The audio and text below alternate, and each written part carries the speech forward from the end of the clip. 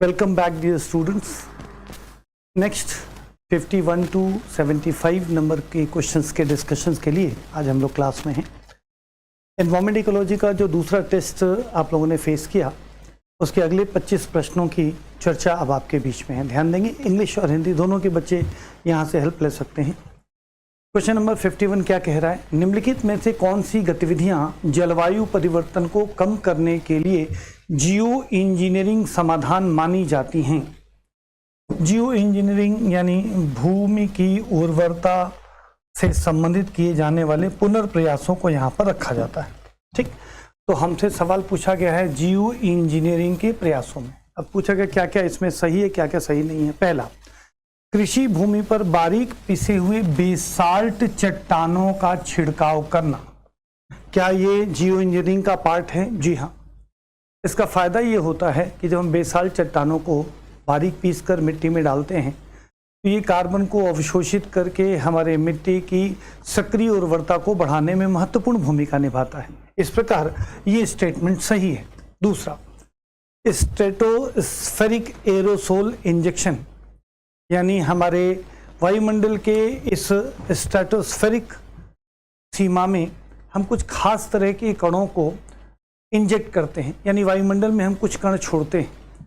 ये कण सूर्य से आने वाली तीव्र ऊष्मा से युक्त रोशनी को परावर्तित करके पृथ्वी को गर्म होने से, दुष्प्रभावित होने से बचाती है और भू ऊष्मीकरण का जो दुष्प्रभाव है हमारी मिट्टी की उर्वरता पर वो कम होता है। इसका मतलब ये भी एक सकारात्मक प्रयास है।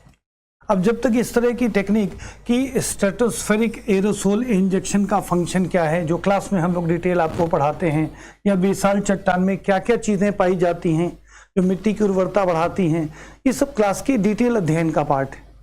यहाँ सिर्फ उस अध्ययन से रिलेटेड जानकारी को एक एक लाइन में चेक करने की बात है। ये एक प्रोसेस है हमारे जियो इंजीनियरिंग का।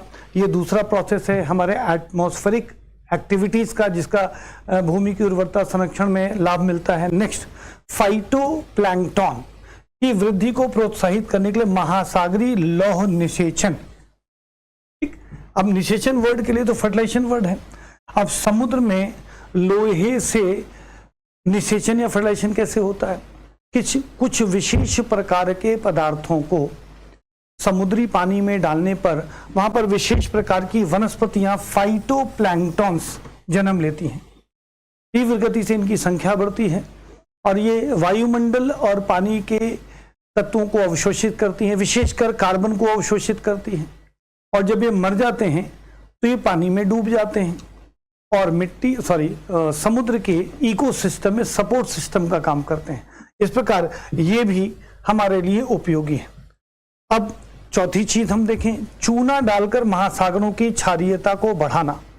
जब हम समुद्र की लवणता को, यानी उसमें पाए जाने वाले पदार्थों के संतुलन में कृत्रिम रूप से चूना डालकर हम उसकी क्षारीयता को बढ़ाते हैं तो समुद्र में जो अम्लीयता बढ़ती है उसके बहुत सारे दुष्प्रभाव होते हैं जलीय इकोसिस्टम पे। खासकर कोरल रीफ वगैरह पे जो ब्लीचिंग के कॉन्सेप्ट्स बढ़ रहे हैं, या वाटर इकोसिस्टम में अगर पानी की अम्लीयता बढ़ जाए तो मछलियों की प्रजनन क्षमता, कछुओं की प्रजनन क्षमता प्रभावित होती है। तो ये भी हमारे जियो इंजीनियरिंग का ही पार्ट है। जियो इंजीनियरिंग का मतलब केवल मिट्टी से संबंधित नहीं, पृथ्वी और उसके भूमंडलीय आवरण से संबंधित उत्पादकता को संरक्षित रखने के ये सारे ही प्रयास सही है। तो इस प्रकार से अगर देखा जाए तो 1, 2, 3, 4 चारों प्रकार की बातें सही हैं, तो हमारा ऑप्शन डी यहां सही हो जाता है। ऐसे प्रश्नों के माध्यम से आयोग जियो इंजीनियरिंग के डायमेंशंस की कितनी समझ आपको है इसके आधार पर मूल्यांकन कर लेता है। तो इस तरह से अपने अध्ययन को थोड़ा सा विस्तार दें तो यूपीएससी के प्रश्नों को सॉल्व करना आसान हो जाएगा। ठीक है, चलो आगे बढ़ते हैं, नेक्स्ट क्वेश्चन लेने की कोशिश करते हैं। अगला है कार्बन बॉर्डर एडजस्टमेंट मैकेनिज्म क्या कहता है? अब ये एक टर्म है जो एनवायरमेंट इकोलॉजी के फील्ड में लगातार बढ़ रहा है और अब चर्चा का विषय बनना शुरू हो गया है। कार्बन बॉर्डर एडजस्टमेंट मैकेनिज्म, ये शब्द क्यों उपयोगी है? बहुत सारे देश अपने जमीन पर जब बहुत तरह की गतिविधियां करते हैं तो कार्बन को निस्तारित करते हैं, चाहे वो अपने गाड़ियों के एग्जॉस्ट के रूप में निकालें, उद्योगों की चिमनी से निकालें, घरों से निकले। लेकिन हवा में जाने के बाद हवा अक्सर इनको बहाकर दूसरे राज्यों की सीमाओं में भी प्रवेश कर जाती है, क्योंकि वायुमंडल में किसी का रोक तो है नहीं। तो इसे संतुलित करने, नियंत्रित करने के लिए टर्म आया, और विशेषकर यूरोप के संदर्भ में यह टर्म है। 50 के आसपास जो देश यूरोप में हैं, छोटे बड़े देश, उनके वायुमंडल में जो कार्बन का प्रदूषण निस्तारित होता है वो अक्सर सीमाओं के पार अपने दुष्प्रभाव पैदा करता है। ये उससे रिलेटेड प्रश्न है। ठीक है, चलो देखते हैं क्या कह रहा है। कार्बन बॉर्डर एडजस्टमेंट मैकेनिज्म के संबंध में निम्नलिखित कथनों पर विचार करें। यहाँ 3 स्टेटमेंट आपसे पूछ रहा है कि इसमें से कितने स्टेटमेंट सही हैं। पहला स्टेटमेंट, यह कार्बन लीकेज को रोकने के लिए विश्व बैंक के द्वारा प्रस्तावित एक ऐतिहासिक उपकरण है। ठीक, कार्बन लीकेज क्या है? एक देश के वायुमंडल से जो कार्बन रिलीज हुआ वो दूसरे देश में प्रवेश कर जा रहा है, इसके लिए टर्म यूज हो रहा है कार्बन लीकेज। और ये विश्व बैंक के द्वारा प्रस्तावित नहीं है, ये यूरोपियन यूनियन के द्वारा प्रस्तावित है, क्योंकि यूरोपीय व्यवस्था को यूरोपियन यूनियन मैनेज करता है, तो यूरोपियन यूनियन के द्वारा प्रस्तावित है, न कि विश्व बैंक के द्वारा। इस प्रकार यह स्टेटमेंट गलत हो गया। दूसरा, यह घरेलू उत्पादकों के द्वारा भुगतान की गई कार्बन की कीमत से मिलान करने के लिए एक विशिष्ट क्षेत्राधिकार यूरोपीय संघ का में आयातित कुछ वस्तुओं पर कार्बन मूल्य लगाता है। बात सही है। ऐसे उत्पाद जैसे सीमेंट आते हो, उर्वरक आता हो या स्टील आता हो, जिसको बनाने के दौरान उद्योगों से कार्बन का उत्सर्जन होता है, ऐसी चीजें जब यूरोप में इंपोर्ट होती हैं, चाहे यूरोप के बाहरी देशों से हो, तो उनके ऊपर एक्स्ट्रा टैक्स लगाया जाता है, जिससे कि पर्यावरण को क्षति पहुंचाने वाले इन उत्पादों से जो टैक्स कलेक्ट किया जाए, उससे इस तरह के कार्बन मैनेजमेंट में सहयोग लिया जा सके। तो ये भी स्टेटमेंट सही है। पहला गलत था, दूसरा सही है। तीसरा, इसका उद्देश्य गैर यूरोपीय संघ के देशों में स्वच्छ औद्योगिक उत्पादन को प्रोत्साहित करना है। ऐसे उत्पाद जिनको उत्पादित करने में कार्बन पैदा किया जाता है वायुमंडल में, उन पर एक्स्ट्रा टैक्स लगा देने से क्या होगा कि जो गैर यूरोपीय संघ के क्षेत्र हैं वहां स्वच्छ औद्योगिक उत्पादन को प्रोत्साहन मिलेगा। जब उनके ये उत्पाद टैक्सेस के कारण महंगे हो जाएंगे तो वो कोशिश करेंगे कि इस टेक्नोलॉजी का इस्तेमाल करें, जिससे कि कार्बन का उत्सर्जन शून्यता की ओर बढ़े, या एटलीस्ट पहले की तुलना में कम हो। जितना कम उत्सर्जन होगा उतना कम टैक्स लगेगा। तो ये स्टेटमेंट भी सही है। इस तरह से जो कार्बन बॉर्डर एडजस्टमेंट मैकेनिज्म है, उसमें ये पहला स्टेटमेंट अगर ईयू होता तो सही होता, चूंकि विश्व बैंक इसलिए गलत है। बाकी 2 स्टेटमेंट इसमें सही हैं, तो केवल 2 और 3 ऑप्शन कहां है? बी ऑप्शन कहता है कि केवल 2 और 3 स्टेटमेंट सही है, तो हमारे इस प्रश्न का उत्तर हो जाएगा बी। ठीक, चलो नेक्स्ट क्वेश्चन देखते हैं। अगला क्वेश्चन है यूनेस्को। यूनेस्को के मानव और जैव मंडल मैन एंड बायोस्फीयर प्रोग्राम के तहत बायोस्फीयर रिजर्व के संबंध में निम्नलिखित पर विचार करें।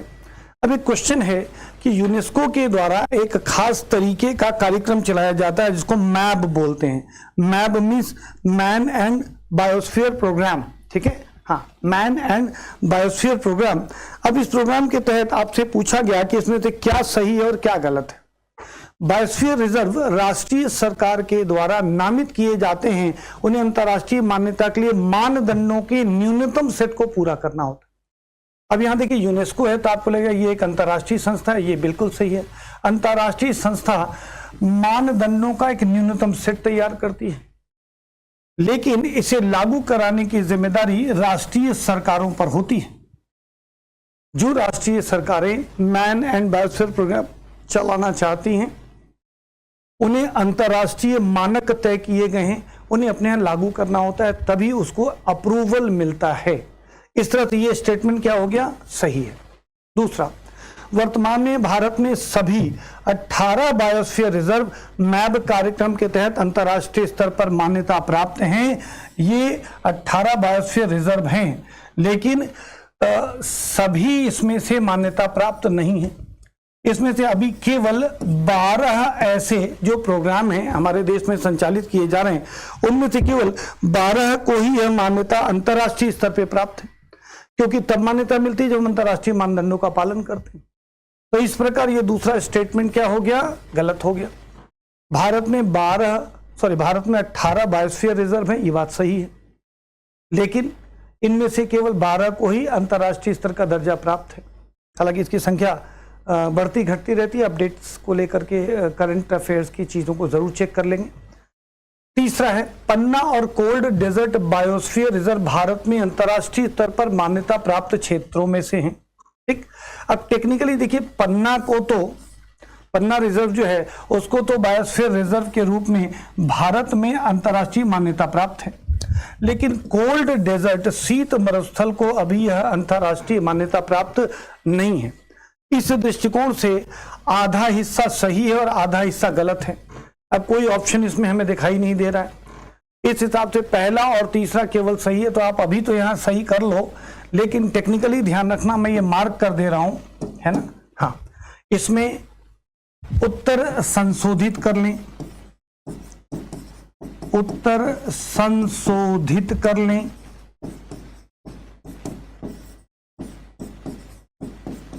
उत्तर क्या हो जाएगा, मात्र एक सही है, और ऐसा कोई ऑप्शन इसमें है नहीं।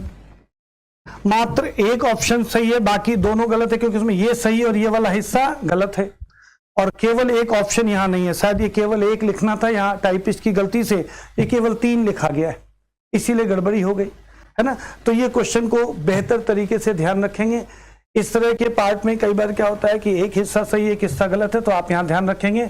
बहुत सावधानी के बावजूद कभी टाइपिस्ट से कोई एरर हो जाना, प्रूफ रीडर से कोई एरर हो जाना, इसीलिए जब विशेषज्ञ क्लास में आपको पढ़ाता है तो वह संज्ञान में लेकर के चीजों को करेक्ट कर लेता है।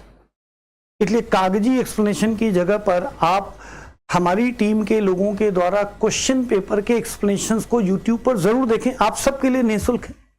ठीक है, चल इस तरह 53 नंबर जो क्वेश्चन में केवल एक स्टेटमेंट पूरी तरह सही है, बाकी 2 स्टेटमेंट यहां गलत हो गए। नेक्स्ट विषय पर बात करते हैं। अगला क्वेश्चन है, कोरल लार्वा क्रायो बैंक से रिलेट करके एक सवाल आपसे पूछा गया है। ठीक है, अब इसमें से कुल स्टेटमेंट जो दिए गए हैं उसमें से कुल 4 स्टेटमेंट हमारे सामने अवेलेबल है। ठीक, ये पहला है, ये दूसरा है, ये तीसरा है और ये चौथा स्टेटमेंट है। चलिए फिर हम बात करते हैं इसमें से कितने स्टेटमेंट हमारे सही हैं और कितने गलत हैं।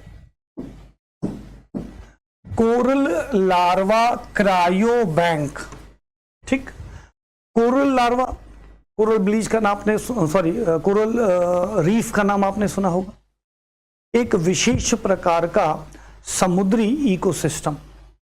कोरल रीफ में बहुत सारे छोटे हरे पादप होते हैं, बहुत सारी मछलियां, जलीय जलचर होते हैं। सिर्फ स्वयं कोरल रीफ एक ऐसा इकोसिस्टम बना देता है जिसे हम वहाँ की स्थानीय प्रजाति भी मानते हैं और उसको फाउंडर भी मानते हैं इकोसिस्टम का, जिस पर कुछ क्वेश्चन मैंने अर्लियर डिस्कशन में लिया भी है। लेकिन अब इन कोरल रीफ के लार्वाज को हम एक्साइटिव सिस्टम यानी इसके वास्तविक वातावरण से अलग ले जाकर हम उसे सुरक्षित रखने की कोशिश करते हैं। इस तकनीक को कोरल लार्वा क्रायो बैंक कहते हैं। क्रायो बैंक क्रायोजेनिक टेक्नोलॉजी का इस्तेमाल करता है।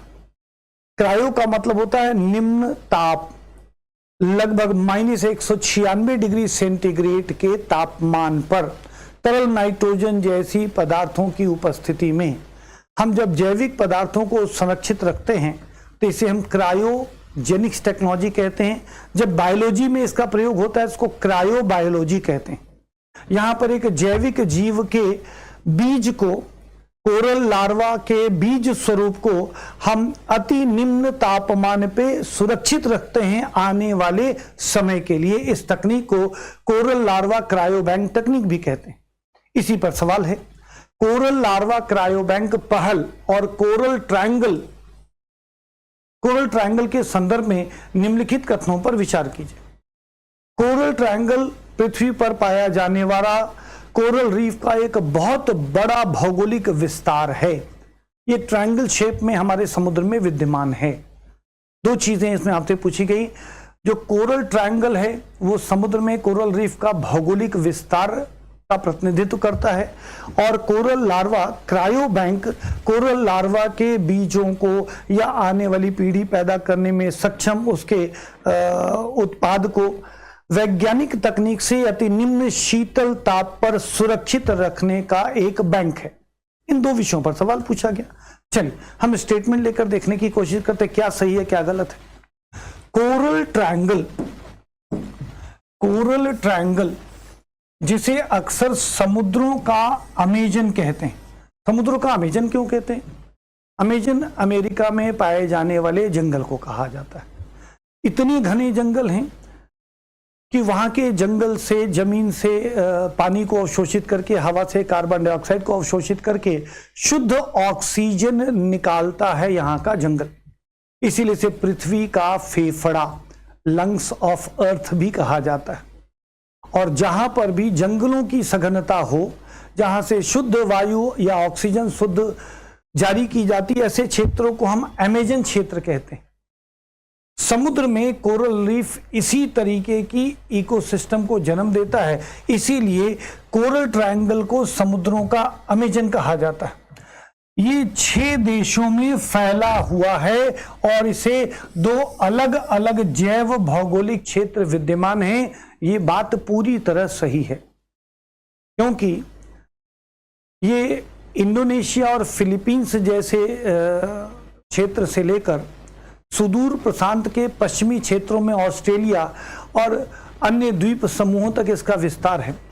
तो जो इंडोनेशिया और फिलीपींस का एक जोन हो गया, यहाँ 2 अलग जैव भौगोलिक क्षेत्रों में, एक तो इंडोनेशिया और फिलीपींस का क्षेत्र है, दूसरा ऑस्ट्रेलिया और प्रशांत के सुदूर द्वीपों का क्षेत्र है। इसमें से कुल मिलाकर लगभग 6 देश शामिल हैं। कौन कौन से देश, सब मैंने नोट्स में डाल दिया, ध्यान से बस वहां से फैक्ट्स पढ़ेंगे। इस प्रकार ये स्टेटमेंट हमारा सही हो गया। कोरल ट्रायंगल समुद्र में एक ट्रायंगल शेप का क्षेत्र है जहां कोरल हैबिटेट का विस्तार है। इसमें इंडोनेशिया है, फिलीपींस का क्षेत्र है, ऑस्ट्रेलिया है, न्यूजीलैंड है और कई सारे प्रशांत महासागर के द्वीपीय क्षेत्र हैं। यहाँ पर कोरल रीफ का एक बहुत बड़ा समुद्री विस्तार है ट्रायंगल शेप में, इसलिए इसको कोरल ट्रायंगल कहा गया है। कोरल ट्रायंगल से रिलेट करके ये स्टेटमेंट पूरी तरह सही है। दूसरा, क्रायो प्रिजर्वेशन, 2 शब्द से मिलकर बना है, क्रायो और प्रिजर्वेशन। क्रायो का अर्थ होता है निम्न तापमान और प्रिजर्वेशन का अर्थ होता है संरक्षण करके रखना। क्रायो प्रिजर्वेशन की प्रक्रिया में कोरल लार्वा को बर्फ के क्रिस्टल से होने वाले कोशिकीय नुकसान को रोकने के लिए लगभग -196 डिग्री सेंटीग्रेड पर विट्रीफिकेशन एक प्रोसेस है के माध्यम से कांच जैसी अवस्था में बदल दिया जाता है। जब हम किसी जीवित जीव की कोशिका या उसके किसी अंग को या संपूर्ण शरीर को फ्रीज करते हैं तो उसकी कोशिका में, सेल में जो पानी होता है वो बर्फ बन जाता है। अब वो बर्फ बनने की प्रक्रिया के दौरान सेल डेड हो जाएंगे, लेकिन इतनी तीव्र गति से ये टेम्परेचर को डाउन किया जाता है कि जीवों के अंग जिस अवस्था में, उसी अवस्था में संरक्षित हो जाते हैं, जो विट्रिफिकेशन कहलाता है। इसी प्रक्रिया के तहत कोरल लार्वा को सुरक्षित रखा जाता है। तो ये जो क्रायो प्रिजर्वेशन है, कोरल लार्वा क्रायो बैंक में क्रायो प्रिजर्वेशन और विट्रिफिकेशन टेक्निक का ही इस्तेमाल होता है। इसका मतलब ये कथन भी सही है। ठीक, तो ये सैद्धांतिक पक्ष हो गया, ये व्यवहारिक पक्ष हो गया किसका? कोरल लार्वा क्रायो बैंक और कोरल ट्रायंगल से संबंधित। नेक्स्ट स्टेटमेंट देखते हैं। एटोल, क्षेत्र विशेष। एटोल एक प्रकार के कोरल रीफ हैं, ये बात सही है, जो महासागरीय भूभागों के तत्काल समुद्रों तट के साथ साथ निर्माण की विशेषता रखते हैं। गलत है। ये विशेष प्रकार के द्वीप, जैसे घोड़े के नाल के समान कोई द्वीप समुद्र में हो तो उसमें बनने वाले विशेष प्रकार के कोरल रीफ की जो इकोसिस्टम या जो कोरल रीफ का स्वरूप विकसित होता है उसे हम एटोल कहते हैं, ना कि समुद्र तटों के साथ साथ पैरेलल वो सीमा पे बनते चले जाएं। जो नॉर्मल कंडीशन में हम देखते हैं, जैसे ऑस्ट्रेलिया के तटों पर, इंडोनेशिया के तटों पर, वो तटों के सहारे सारे विकसित होते चले जाते हैं। लेकिन ये विशेष आकार की संरचना वाले द्वीपों के आसपास ही विकसित होते हैं, इन्हें एटोल कहते हैं। इसलिए ये स्टेटमेंट आधा सही आधा गलत है। जैसे सही क्या है, ये कह रहा है कि एटोल एक प्रकार के कोरल रीफ हैं, ये बात सही है। गलत क्या है, ये महाद्वीपों के भूभाग के तत्काल समुद्र तटों यानी समुद्र तट के साथ साथ विकसित होते हैं, ये बात गलत है। ये विशेष आकार वाले द्वीपों में केवल विकसित होते हैं। तो एटोल एक विशेष प्रकार का कोरल रीफ है, ये बात सही है, लेकिन ये समुद्र तटों के सहारे विकसित नहीं होता है, विशेष आकार के द्वीपीय संरचना में विकसित होता है। ठीक है, इसलिए तीसरा स्टेटमेंट गलत हो गया। अब हम चौथे स्टेटमेंट की बात कर लें। Coral bleaching. कोरल रीफ एक समुद्री इकोसिस्टम को जन्म देता है जिसमें प्रोड्यूसर्स यानी हरे, पादप, काई जैसी चीजें और उन्हें खाने वाले सूक्ष्म जीव, जू प्लैंक्टॉन्स, छोटी मछली, बड़ी मछली और एक पूरा इकोसिस्टम डेवलप होता है। लेकिन यदि तापमान में वृद्धि हो जाए, समुद्र की अम्लीयता में वृद्धि हो जाए, समुद्र में किसी खास प्रकार के भारी रसायनों का प्रदूषण बढ़ जाए, ये सब वो फैक्टर हैं जिसकी वजह से कोरल रीफ का इकोसिस्टम मरने लगता है। जब ये जीवित होते हैं तो हरे भरे होते हैं, जीव जंतुओं का प्रचलन होता है, लेकिन जब ये विनष्ट होने लगते हैं तो ये मृत होने लगते हैं और सफेद रंग के ये पैचेस दिखाई देने लगते हैं। इसी अवस्था को कोरल ब्लीचिंग या कोरल ब्लीच की अवस्था कहते हैं। ठीक, तो कोरल ब्लीच या ब्लीचिंग क्या है समझ में आ गया। अब पढ़ते हैं इसके बारे में सवाल क्या है। कोरल ब्लीचिंग एक ऐसी घटना है जो विशेष रूप से एक्सक्लूसिवली बढ़ते समुद्री तापमान के कारण शुरू होती है, जिससे पॉलिप्स यानी जो छोटे छोटे कोरल हैं, उनके जो बर्ड्स हैं, कोरल के पॉलिप्स अपने सहजीवी शैवाल को बाहर निकाल देते हैं। ये भी बतना सही है। शैवाल बाहर निकल जाएगा तो उत्पादक खत्म, प्रोड्यूस करने वाला खत्म, जो ऑक्सीजन जनरेट कर रहा है, जो प्रकाश संश्लेषण कर रहा है, जिसे खा करके छोटे जीव जिंदा हैं, छोटी जीव को खाकर बड़े जीव जिंदा हैं। इन शैवालों को खाते हैं बहुत छोटे छोटे जंतु जिन्हें हम जू प्लैंक्टॉन्स कहते हैं। इन्हें खाती हैं छोटी मछलियां, इन छोटी मछलियां खाती हैं और बड़ी मछलियां, इन्हें खाती हैं और बड़ी मछलियां। ये पूरा इकोसिस्टम बनता है। अब क्या स्टेटमेंट सही है? इसमें बहुत सी बातें सही हैं। अब गलत क्या है वो देखते हैं। कोरल ब्लीचिंग एक ऐसी घटना है जो विशेष रूप से बढ़ते समुद्री तापमान के कारण शुरू होती है, एक्सक्लूसिव कारण नहीं। इसमें तापमान के साथ साथ प्रदूषण, अम्लीयता की अवस्था, भारी धातु, औद्योगिक रसायन व अन्य प्रदूषक भी शामिल होते हैं। तो जो ब्लीचिंग की घटना, कोरल ब्लीचिंग घटना इन सब कारणों से होती है, ना कि मात्र बढ़ते तापमान से। यहां लिखा है ना कि कोरल ब्लीचिंग एक ऐसी घटना जो विशेष रूप से, अगर ये विशेष रूप शब्द नहीं होता तो कोरल ब्लीचिंग की घटना में जो बहुत सारे फैक्टर्स हैं, इसमें से एक है बढ़ता तापमान, ये भी एक फैक्टर है, अम्लीयता, भारी धातु, औद्योगिक रसायन, अन्य प्रदूषक पदार्थ, ये सब निभाते हैं रोल कोरल के मरने में। और कोरल जब मरता है तो इस अवस्था को कोरल ब्लीचिंग कहते हैं। ये स्टेटमेंट कह रहा है कि कोरल ब्लीचिंग एक ऐसी घटना जो विशेष रूप से तापमान के बढ़ने के कारण होती है, इसलिए ये कथन गलत हो जाएगा, पूर्णतः सत्य नहीं है। तो हमारा ये कथन गलत है। अब अगर हम गौर करें तो हमारे क्वेश्चन में दो स्टेटमेंट सही हैं, तीसरा गलत है और चौथा गलत है। तो केवल एक सही है, केवल दो सही है, केवल तीन सही है, केवल दो सही है। इस तरह क्वेश्चन नंबर 54 में हमारा जो आंसर विकल्प है वो केवल दो विकल्प इसमें सही हैं और दो विकल्प इसमें से गलत हैं, जो आपके सामने हमने रख दी। ठीक है ना। हाँ, अब आगे चलते हैं, अगले प्रश्न पर चेक कर लेते हैं।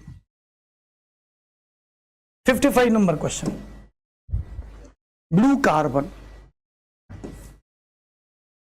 ब्लू कार्बन के संदर्भ में निम्नलिखित कथनों पर विचार कीजिए। इसमें हमारे सामने 3 स्टेटमेंट दिए गए, हमें बताना है कि इसमें से कितने स्टेटमेंट सही हैं और कितने स्टेटमेंट गलत हैं। ठीक है, चलो चेक कर लेते हैं। ब्लू कार्बन यह दुनिया के महासागर और तटीय पारिस्थितिक तंत्र के द्वारा कैप्चर किए गए कार्बन को संदर्भित करता है, यह बात सही है।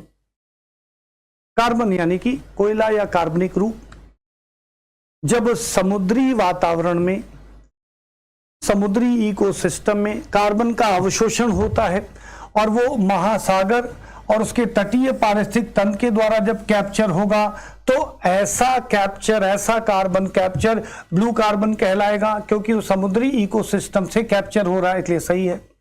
दूसरा, मैंग्रोव जो तटीय पारिस्थितिक तंत्र का उदाहरण है, मैंग्रोव और समुद्री घास जो महासागरीय इकोसिस्टम का पार्ट है, तो मैंग्रोव और समुद्री घास स्थलीय वनों की तुलना में प्रति इकाई क्षेत्र बहुत अधिक दर से कार्बन को सोख सकते हैं।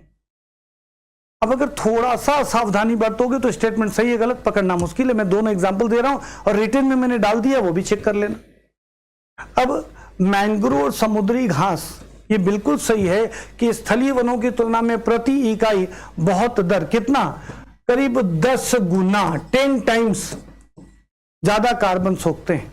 कौन से? समुद्र तटीय पारिस्थितिक तंत्र और समुद्री पारिस्थितिक तंत्र के हरे भरे पौधे। स्थल पर जो हमें घास या जंगल मिलती है, पेड़ पौधे मिलते हैं, वो आकार में बहुत बड़े, इसलिए अगर टोटल कार्बन कैप्चर की बात कही जाए तो स्थलीय वन ज्यादा कार्बन कैप्चर करते हैं, लेकिन प्रति एकक इकाई अगर 1 स्क्वायर एकड़ में हम ले लें तो प्रति एकड़ की दर से इसकी तुलना में, स्थलीय वनों की तुलना में, ये दोनों पारिस्थितिक तंत्र 10 गुना ज्यादा कार्बन कैप्चर करते हैं, इसलिए स्टेटमेंट सही है। आपसे कोई पूछे कि पृथ्वी पर सबसे ज्यादा कार्बन का जो कंडेंसेशन है, ये जो कार्बन सिंक कहते हैं, कौन अवशोषित कर लेता है, तो वो स्थलीय परितंत्र के जंगल है। उससे भी ज्यादा जमीन के अंदर पहले से ही संरक्षित है, सुरक्षित है। लेकिन अगर प्रति एकक इकाई सर्वाधिक कार्बन को रोकने की क्षमता की बात हो तो समुद्री और महासागरी और समुद्र तटीय पारिस्थितिक तंत्र, इसलिए दूसरा स्टेटमेंट भी सही हो जाएगा। तीसरा, भारत सरकार की मिष्टी योजना, ठीक, विशेष रूप से समुद्री घास के मैदानों के संरक्षण पर केंद्रित है, ये गलत है। समुद्री घास के मैदानों पर यह नहीं है, ये मैंग्रोव संरक्षण पर, मैंग्रोव संरक्षण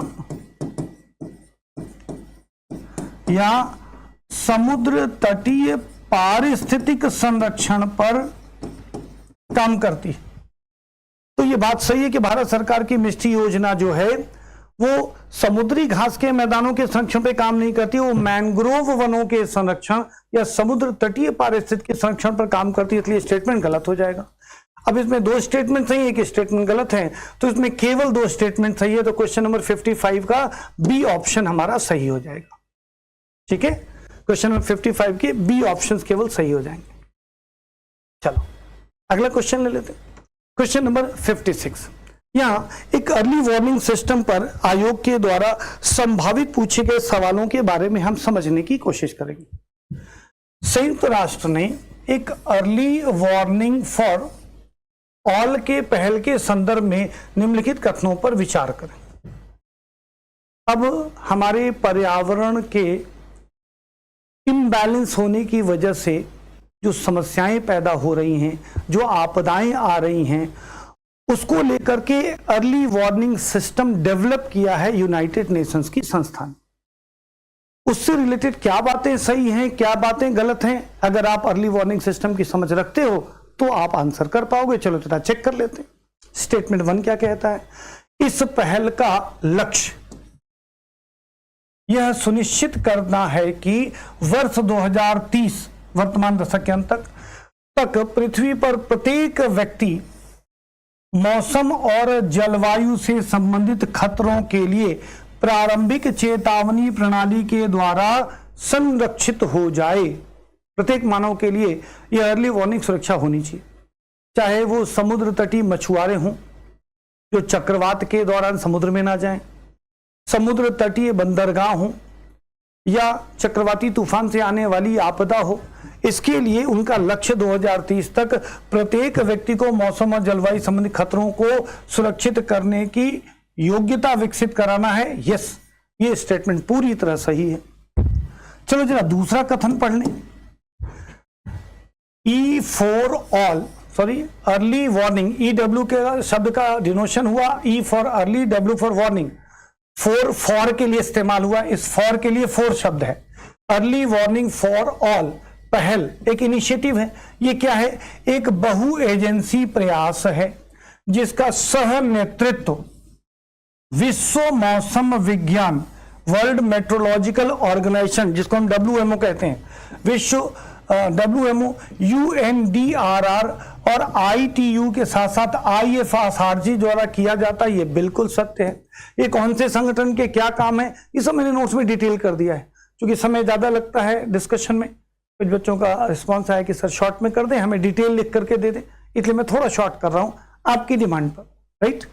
तो ये सारे ऑर्गेनाइजेशंस क्या करते हैं, क्या इनका रोल है, सब मैंने डिटेल कर दिया है। आप रिटन जो डिटेलिंग है उससे देख लेंगे। ये सही है। यानी ई early for early warning for all system एक बहु एजेंसी प्रयास है। इनमें से WMO जैसी एक एजेंसी, UNDRR जैसी एजेंसी, ये इंटरनेशनल टेलीकम्युनिकेशन यूनियन जैसी संस्था, IFRC जैसी संस्था का एक मिला जुला प्रयास होगा। सही है। चलिए साहब तीसरा स्टेटमेंट क्या कहता है वो देख लेते हैं। वैज्ञानिक आंकड़े बताते हैं कि आपदा से ठीक 24 घंटे पहले एक कार्यात्मक चेतावनी यदि प्रदान कर दी जाए तो आपदा से होने वाला नुकसान लगभग 30% तक कम किया जा सकता है।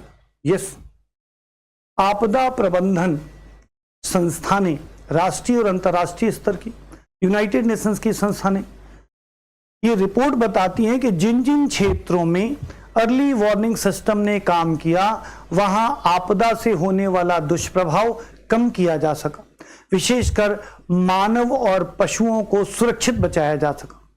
भारत ने वर्ष 2005 में आपदा प्रबंधन अधिनियम जैसा कानून बना दिया और उसके तहत अब भारत ने बड़ी सफलतापूर्वक चक्रवात की पूर्व सूचना जिस क्षेत्र में समुद्री तूफान आना है पहले से दे दी जाती है, जिससे मछुआरों को, नाविकों को समुद्र में जाने से रोका जाता है।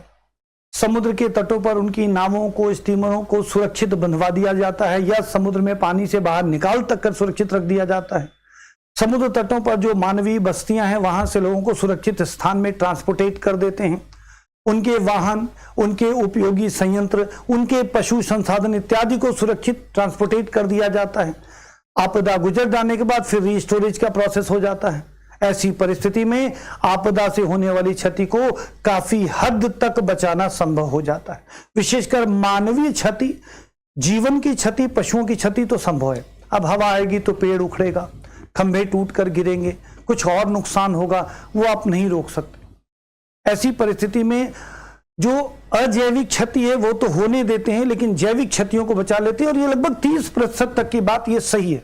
तो ये स्टेटमेंट क्या हो गया, ये तीसरा भी सही हो गया। चौथा कथन देख लेते हैं। आंकड़े बताते हैं कि बहु खतरा प्रारंभिक चेतावनी प्रणालियां, जो multi hazard early warning system है, की कमी वाले देशों में आपदा मृत्यु दर उन देशों की तुलना में लगभग 2 गुनी है जहां स्थापित प्रणालियां मौजूद हैं। ये बिल्कुल सही है।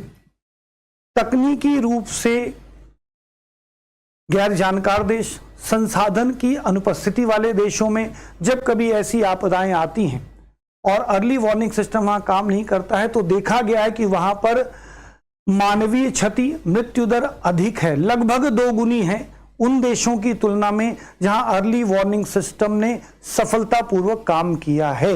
इसका मतलब कि यह स्टेटमेंट भी सही है। इस तरह 1, 2, 3, 4 ये 4 विकल्प जो दिए गए हैं संयुक्त राष्ट्र के द्वारा जारी किए गए early warning for all system के लिए पूरी तरह सही है। तो चलिए इनका विकल्प ढूंढ लेते हैं। इनके विकल्प में कहा गया है केवल 1 सही, केवल 2, केवल 3, सभी चारों सही।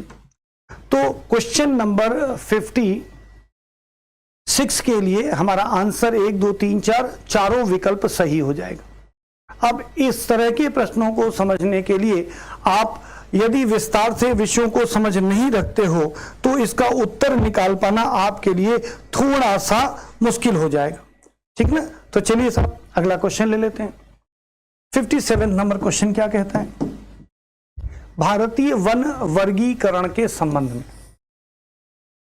पूरी दुनिया में जंगल और जंगल को सुरक्षित रखना अब आवश्यक माना गया है, क्योंकि हमारे वायुमंडल में तापमान को संतुलित करने में, वर्षा चक्र को मेंटेन करने में, संसाधनों की आपूर्ति करने में, पृथ्वी की जीवंतता को बचाए रखने में महत्वपूर्ण भूमिका निभाते हैं। इसलिए कई प्रकार के वन कैटेगराइज किए जाते हैं। उन्हीं से सवाल है, सवाल देखते हैं। भारतीय वन वर्गीकरण के संदर्भ में निम्नलिखित कथनों पर विचार करें। एक वन की चर्चा हुई, आरक्षित वन रिजर्व फॉरेस्ट क्या होते हैं। दूसरा सवाल संरक्षित वनों से है, प्रोटेक्टेड फॉरेस्ट किसको कहते हैं। और दूसरा ये वर्गीकृत टाइपिंग एरर है, अनक्लास अवर्गीकृत वन यहां कहेंगे, ये करेक्शन कर लीजिएगा अपने क्वेश्चन पेपर में। ये अवर्गीकृत वन है, ये अवर्गीकृत वन है। 3 तरह के वनों से हमसे सवाल पूछा गया। चलिए देखते हैं। आरक्षित वन रिजर्व फॉरेस्ट में सभी गतिविधियों की अनुमति होती है, जो गलत है। आगे क्या कह रहा है? जब तक कि किसी वन अधिकारी के द्वारा विशेष रूप से प्रतिबंधित न किया जाए। जस्ट इसका उल्टा होता है।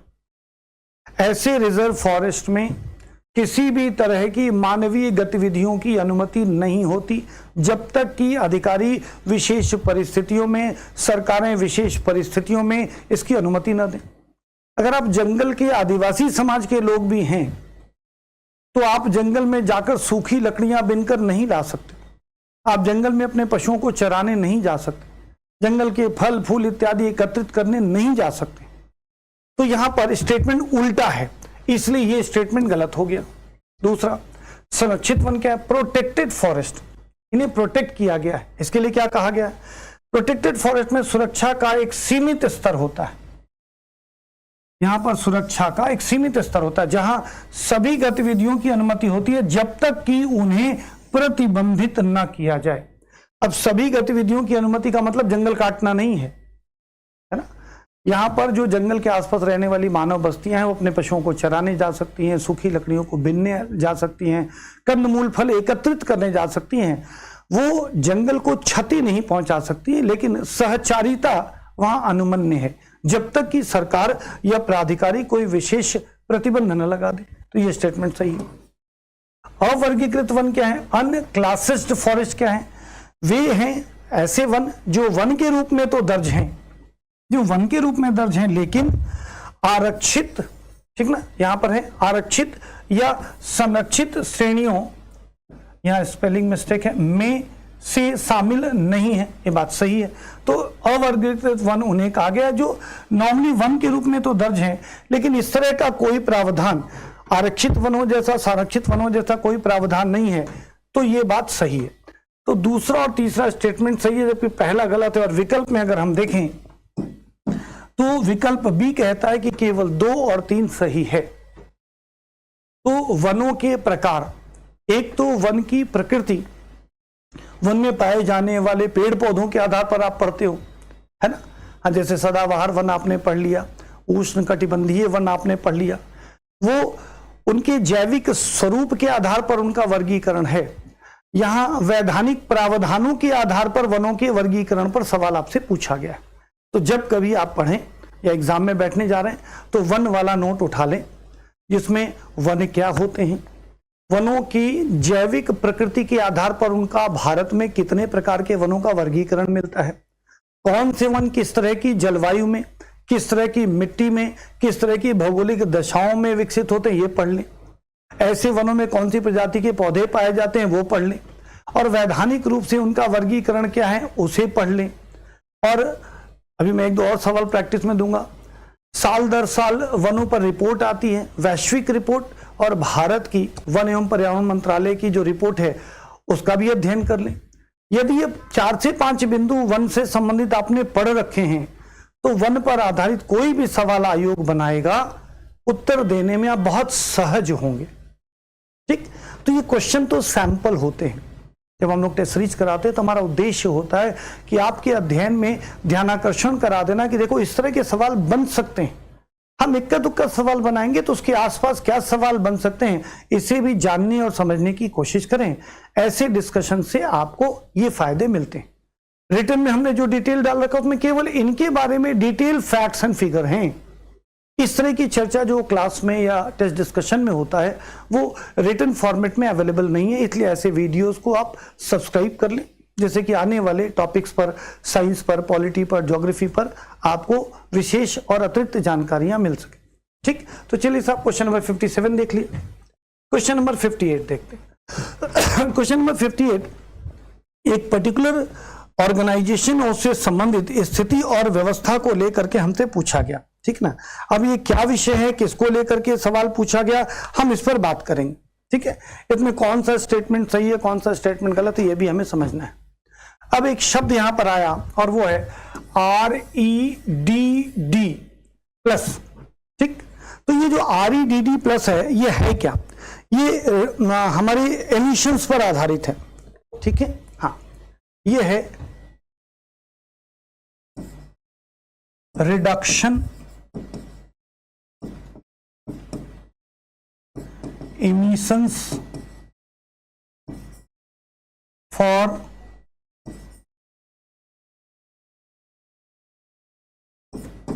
फॉरेस्ट से रिलेट करके और खासकर फॉरेस्ट का जो डिफॉरेस्टेशन है उससे रिलेट करके सवाल पूछा गया है।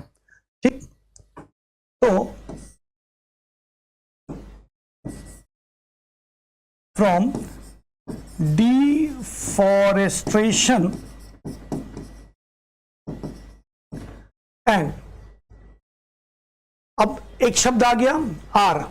ठीक, तो R for reduction, E for emission, D for deforestation. Deforestation का अर्थ होता है जब कभी वनों का विनाश होता है तो उसे हम डिफॉरेस्टेशन कहते हैं।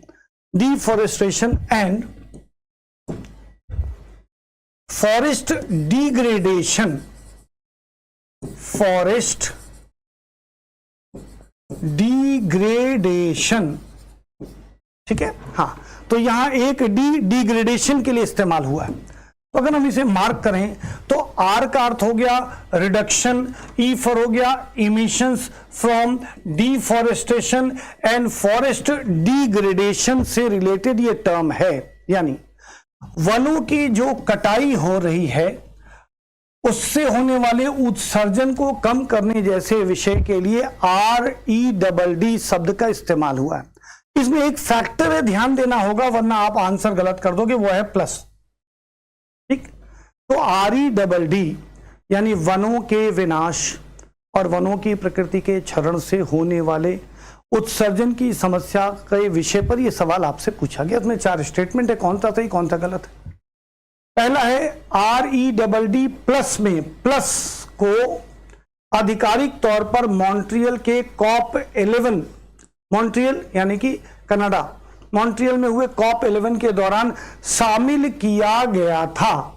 ये टेक्निकली गलत है। REDD का प्रोविजन मॉन्ट्रियल के COP11 सम्मेलन में शामिल किया गया था, लेकिन इसमें प्लस की जो अवधारणा रखी गई वो 2 साल के बाद, ये COP11 में था, हम COP13 में इसे देखते हैं। हम इसे COP13 में देखते हैं। क्या किया गया इसमें? REDD प्लस को आधिकारिक तौर पर मॉन्ट्रियल के COP11 के दौरान शामिल किया गया, गलत है, ताकि वन कार्बन स्टॉक की वृद्धि जैसी व्यापक वन संबंधी गतिविधियों को शामिल किया जा सके। पहले REDD में कार्बन स्टॉक या वनों को सुरक्षित करने की व्यवस्था पर ध्यान दिया जाता था। प्लस का मतलब है उसका संरक्षण करना, उसका प्रबंधन करना, उसकी वृद्धि पर ध्यान देना। प्लस का मतलब एडवांस स्टेज ऑफ REDD। ये पहले COP11 में जो अगर हम समय की बात लेकर चले, मैं एक बार जरा सा फैक्ट चेक कर लेता हूं जिससे कोई मिस्टेक आपके बीच में ना पहुंच सके। ये 2005 में आया था, मॉन्ट्रियल प्रोटोकॉल जो है वो 2005 में आया था। ये 2005 में आया था और कॉप 13 2007 में आया। ये मॉन्ट्रियल में हुआ, ये बाली में हुआ, इंडोनेशिया, है ना। हाँ, तो बाली के कॉप 13 सम्मेलन में ये चीजें बढ़ाएगा। इसमें वन कार्बन स्टॉक की वृद्धि के साथ साथ इस REDD के दायरे को बढ़ाया गया। दायरे को बढ़ाने के लिए ही ये प्लस शब्द इस्तेमाल किया गया। तो टेक्निकली वर्ष भी गलत, कॉप का नाम ही गलत, बाकी कॉन्सेप्ट ठीक है, तो आपका ये स्टेटमेंट क्या हो जाएगा, गलत हो जाएगा। अब हम बात करते हैं नेक्स्ट कॉन्सेप्ट की या नेक्स्ट स्टेटमेंट की। पेरिस समझौता वर्ष 2015 में जो हुआ ग्लोबल वार्मिंग को लेकर, स्पष्ट रूप से वनों की भूमिका के संबंध में जलवायु परिवर्तन समन के लिए RED++ को एक केंद्रीय तंत्र के रूप में मान्यता प्रदान करता है। ठीक, ये बिल्कुल सही है। 2015 में ग्लोबल वार्मिंग जैसे सब्जेक्ट को लेकर के पेरिस सम्मेलन होना, पेरिस सम्मेलन में कुछ कन्वेंशनल और कुछ नॉन कन्वेंशनल बातों पर सहमति होना और अंततः एक समझौता हो जाना। ये समझौता REDD+ को एक केंद्रीय तंत्र के रूप में, एक सेंट्रल मैकेनिज्म के रूप में मान्यता देता है। ये बात बिल्कुल सही है। तो स्टेटमेंट 2 क्या हो गया, सही हो गया। अब हम बात करते हैं तीसरे स्टेटमेंट की। भारत में राष्ट्रीय REDD+ रणनीति का समन्वय। अच्छा, भारत में जो राष्ट्रीय स्तर पर REDD+ इसका समन्वय कौन करता है, सवाल है कि पर्यावरण, वन और जलवायु परिवर्तन मंत्रालय के तहत भारतीय वन सर्वेक्षण के द्वारा किया जाता है। क्या गलत है, क्या सही है, चलो वो समझा दें। ये बात सही है कि भारत में REDD+ रणनीति का समन्वय पर्यावरण, वन और जलवायु परिवर्तन मंत्रालय के तहत होता है, लेकिन यह भारतीय वन सर्वेक्षण के द्वारा नहीं किया जाता है। अगर ये भारतीय वन सर्वेक्षण के द्वारा नहीं किया जाता है तो ये किसके द्वारा किया जाता है, ये ICFRE देहरादून के द्वारा किया जाता है। ठीक, तो यहां पर एक संस्था है, जो नई संस्था है वो है Indian council of forestry research and education. I for Indian, C for ये काउंसलिंग के लिए शब्द इस्तेमाल किया गया है, तो काउंसिल शब्द है Indian council for forestry research and education, Dehradun में ये संस्था है। तो REDD की रणनीति का समन्वय पर्यावरण और वन तथा जलवायु परिवर्तन मंत्रालय के तहत होता है। ये बात सही है, यहां तक बात सही है, लेकिन इसको किसके द्वारा कंट्रोल किया जाता है, तो भारतीय वन सर्वेक्षण इसे कंट्रोल नहीं करता है, ये ICFRE के द्वारा किया जाता है। इस हिसाब से ये तीसरा वाला जो स्टेटमेंट है ये गलत हो गया। तो पहला स्टेटमेंट गलत था, दूसरा स्टेटमेंट सही था, तीसरा स्टेटमेंट गलत था। अब जरा चौथे की बात कर लें। हाल के अध्ययन से संकेत मिलता है कि REDD+ ढांचे के तहत उष्ण कटिबंधीय वन कार्बन ऑफसेट परियोजनाओं में से केवल लगभग 5वें हिस्से ने ही वनों की कटाई में महत्वपूर्ण कमी हासिल की। बात सही है, क्योंकि वन हमारी आवश्यकता के बहुत सारे संसाधनों को उपलब्ध कराते हैं। बहुत से देश, व्यक्तिगत रूप से लोग, संस्थाएं वनों का चोरी छिपे विनाश अभी भी जारी रखे हुए हैं।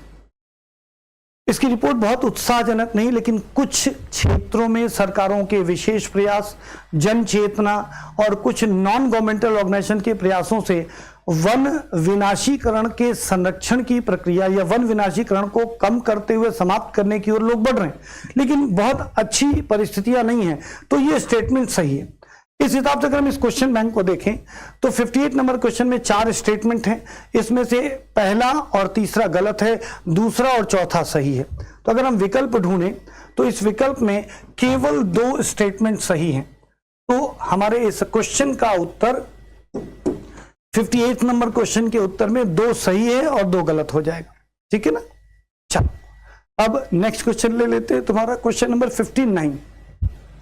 सस्टेनेबल एग्रीकल्चर यानी ऐसी खेती जो हमारे पर्यावरण, हमारी भूमि और संसाधनों को आने वाली पीढ़ियों के लिए सुरक्षित रखती है, ऐसी खेती को सतत कृषि कहते हैं। सतत कृषि ऐसी कृषि व्यवस्था जिसमें हमारे संसाधन सुरक्षित हों, पर्यावरण और जलवायु सुरक्षित रहे, आने वाली पीढ़ियों के लिए हम इसे संरक्षित रख पाएं, ऐसी विधि का प्रयोग जब हम खेती में करते हैं तो इसे सतत कृषि की संज्ञा दी जाती है।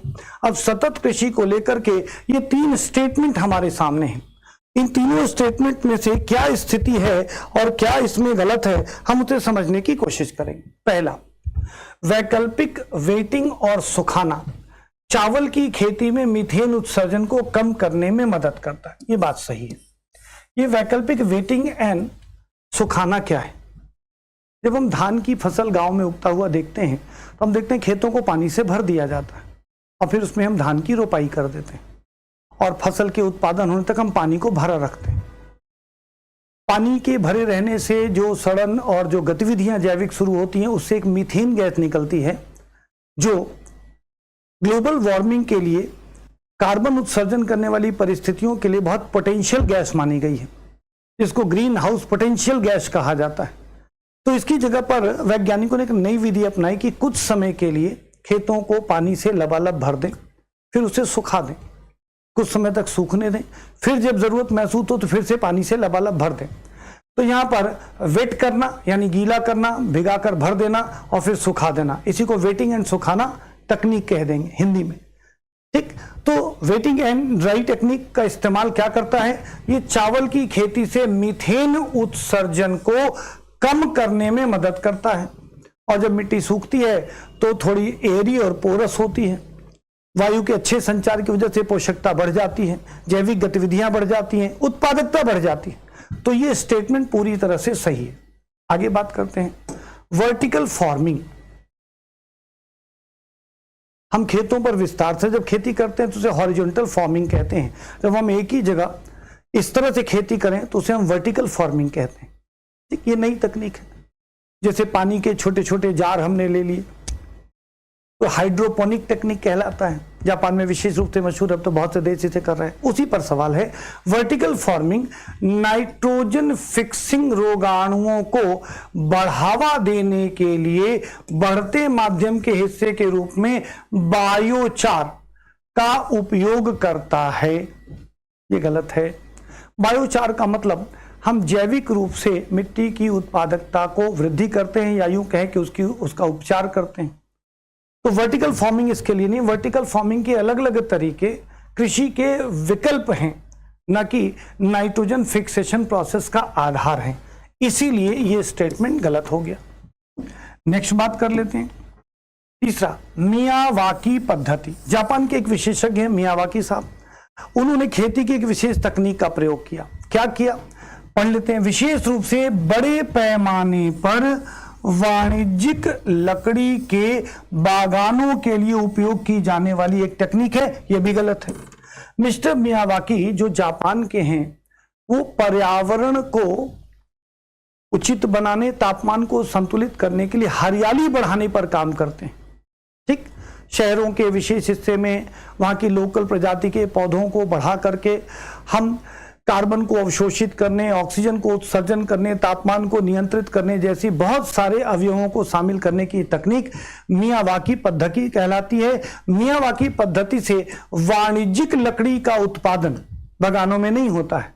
इन बागानों में हम जंगलों को समृद्ध करते हैं, जिसमें जरूरी नहीं कि वाणिज्यिक लकड़ी का उत्पादन हो। इसलिए यह कथन गलत है।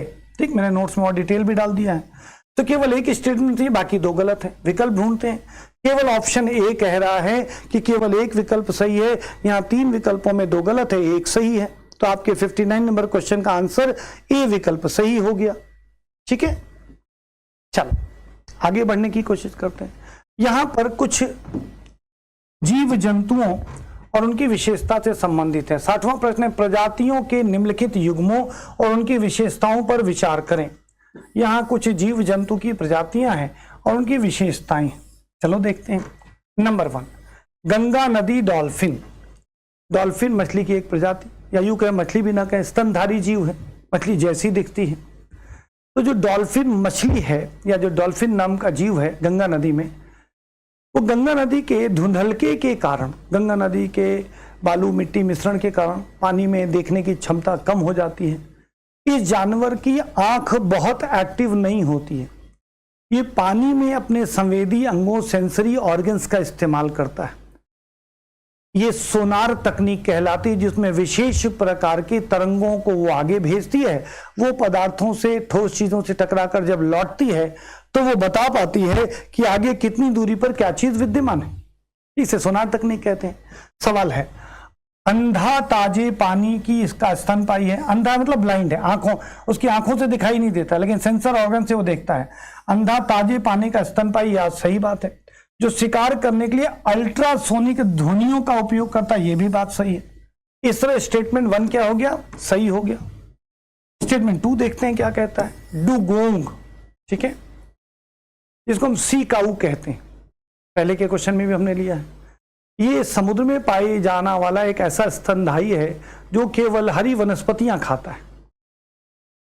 IUCN जैसी संस्था, international union of conservation for जो नेचर एंड नेचुरल रिसोर्सेज हैं, उस संस्था के द्वारा यह एक इंडेंजर्ड स्पीसीज के रूप में संरक्षित है और भारत सरकार के द्वारा भी इसे सुरक्षा दी गई है अपने विधानों के द्वारा। इस पर सवाल पूछा, डुगोंग एक शाकाहारी समुद्री स्तनपायी है, ये बात सही है। इसे सी काऊ कहते हैं, ये भी बात सही है, ठीक। और ये भारत में भी पाई जाती है। भारत में से अंडमान निकोबार, मन्नार की खाड़ी, जैसे पाक, जलडमरू, मध्य इत्यादि कहते हो, इन क्षेत्रों में पाई जाती, तो ये भी स्टेटमेंट सही है। अगला, भारतीय गैंडा अफ्रीकी परिजन जो गहरे पानी में तैरने में असमर्थ है। अब भारतीय गैंडा अफ्रीका से अगर हम आनुवंशिकी रूप में देखें तो संपर्क करेगा, लेकिन भारतीय गैंडे की, खासकर एक सींग वाले गैंडे की अपनी विशिष्टता है। और दूसरी चीज कि पानी में तैरने में असमर्थ नहीं है, वो पानी में बहुत अच्छी तरह से तैर पाता है, इतना भारी भरकम होने के बावजूद, इसलिए ये स्टेटमेंट गलत हो गया। नेक्स्ट, चौथा, भारतीय पैंगोलिन एक जीव है जिसके शरीर पर मछलियों की तरह शल्क पाए जाते हैं। शल्क यानी एक प्रकार का छिलका। ये अपने कठोर शल्कों के लिए और अपने मांस के लिए खूब शिकार किया जाता है। विशेषकर ये चींटी खाता, किसी को नुकसान नहीं पहुंचाता, लोग इसे शिकार करते हैं। तो ये शल्की चींटी खोर, बात सही है। और सबसे अधिक तस्करी के लिए स्तनधारियों में से एक है। पूरी दुनिया में एक रिकॉर्ड चेक किया गया, सबसे ज्यादा तस्करी इसी जीव का किया जाता है। क्यों किया जाता है? इसके शरीर पर पाए जाने वाले शल्क और इसके मांस के लिए इसका शिकार किया जाता है, इसके लिए तस्करी की जाती है। तो ये स्टेटमेंट सही है। तो 4 लिंक में से 4 प्रजातियां और उसकी विशेषता, केवल एक गलत है, 3 सही है। अब यहाँ केवल 1 युग्म, केवल 2 युग्म, केवल 3 युग्म। तो हमारा विकल्प क्या हो जाएगा? 3 युग्म इसमें से सही है और 1 गलत है। इस तरह से बातों को समझते चलोगे तो क्वेश्चन के आंसर निकालना आपके लिए आसान हो जाएगा। Question number 61, international big cat alliance. ठीक, इंटरनेशनल बिग कैट अलायंस के संदर्भ में निम्नलिखित कथनों पर विचार कीजिए। Number 1, international big cat alliance सचिवालय का प्रमुख एक महानिदेशक यानी डायरेक्टर जनरल होता है और यह एक संधि आधारित अंतरराष्ट्रीय संगठन है। यह भी बात सही है। ठीक है, बिल्कुल सही है। आपको आश्चर्य होगा, भारत ने एक और ऐसी संस्था है जिसको अपने इनिशिएटिव से स्थापित कराया, जिसे इंटरनेशनल सोलर अलायंस ISA कहते हैं। यह संगठन भी भारत के इनिशिएटिव से स्टैब्लिश हुआ। विश्व में पाए जाने वाले बिल्लियों की प्रजाति, शेर, चीता, बिल्ली इत्यादि, तो बिग कैट्स को लेकर के एक संगठन बना जिसको इंटरनेशनल बिग कैट अलायंस कहा गया। इस अलायंस में एक व्यक्ति डायरेक्टर जनरल के लेवल पे होता है। वो डे टू डे का सारा वर्क जो है मॉनिटर करता है, उसी की गाइडलाइंस में होता है। प्लस ये एक संधि है, इसमें जितने भी सदस्य देश हैं वो शामिल हैं और इन सबके रूप में, सबके प्रधान के रूप में, एक प्रमुख के रूप में ये कार्य करता है। तो ये बात सही है, स्टेटमेंट सही हो गया। इसके लिए इंटरनेशनल बिग कैट अलायंस के डिटेल्स पढ़िएगा, मैंने नोट्स में डाल रखे हैं। नेक्स्ट, संरक्षण कार्यों के समन्वय के लिए इंटरनेशनल बिग कैट अलायंस की असेंबली यानी सभा वर्ष में कम से कम 2 बार बैठक करती है, ये गलत है। कितनी बार करती है? 1 बार करती है। कम से कम की बात हो रही है, जरूरत पड़ेगी तो 1 से ज्यादा बार करेगी। कम से कम 1 बार करती है, कि यहां लिखा कम से कम 2 बार करती है, ये कथन, ये बात गलत हो जाएगी। तीसरा, भारत के केंद्रीय पर्यावरण, वन और जलवायु परिवर्तन मंत्री इसकी अध्यक्षता करते हैं, है ना, और असेंबली में इसकी अध्यक्षता करते हैं, बात सही है। तो इंटरनेशनल बिग कैट की जो असेंबली होती है उसका अध्यक्ष भारत के केंद्रीय पर्यावरण, वन और जलवायु परिवर्तन मंत्री के द्वारा किया जाता है। और जानते हैं इसका जो सचिवालय है वो भी भारत में है। ये अतिरिक्त जानकारी दे देता हूं, इसका सचिवालय भी कहां है? भारत में।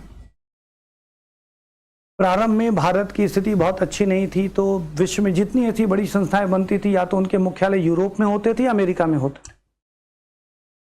कुछ कुछ देशों के अलग अलग डिस्ट्रीब्यूशन आपको मिलेंगे। अब भारत बहुत सारे ऐसी गतिविधियों में लीडर के रूप में उभर रहा है, ये उसके उदाहरण है। तो इसमें पहला स्टेटमेंट सही है, तीसरा स्टेटमेंट सही है, पहला दूसरा पहला सही, यहां ऑप्शन हमारा बी सही हो जाएगा। इस प्रकार क्वेश्चन नंबर 61 में हमारा जो विकल्प है वो बी सही है, जिसमें केवल पहला और तीसरा स्टेटमेंट इसमें सही है। ठीक है ना, चलो साहब नेक्स्ट क्वेश्चन पे चलते हैं।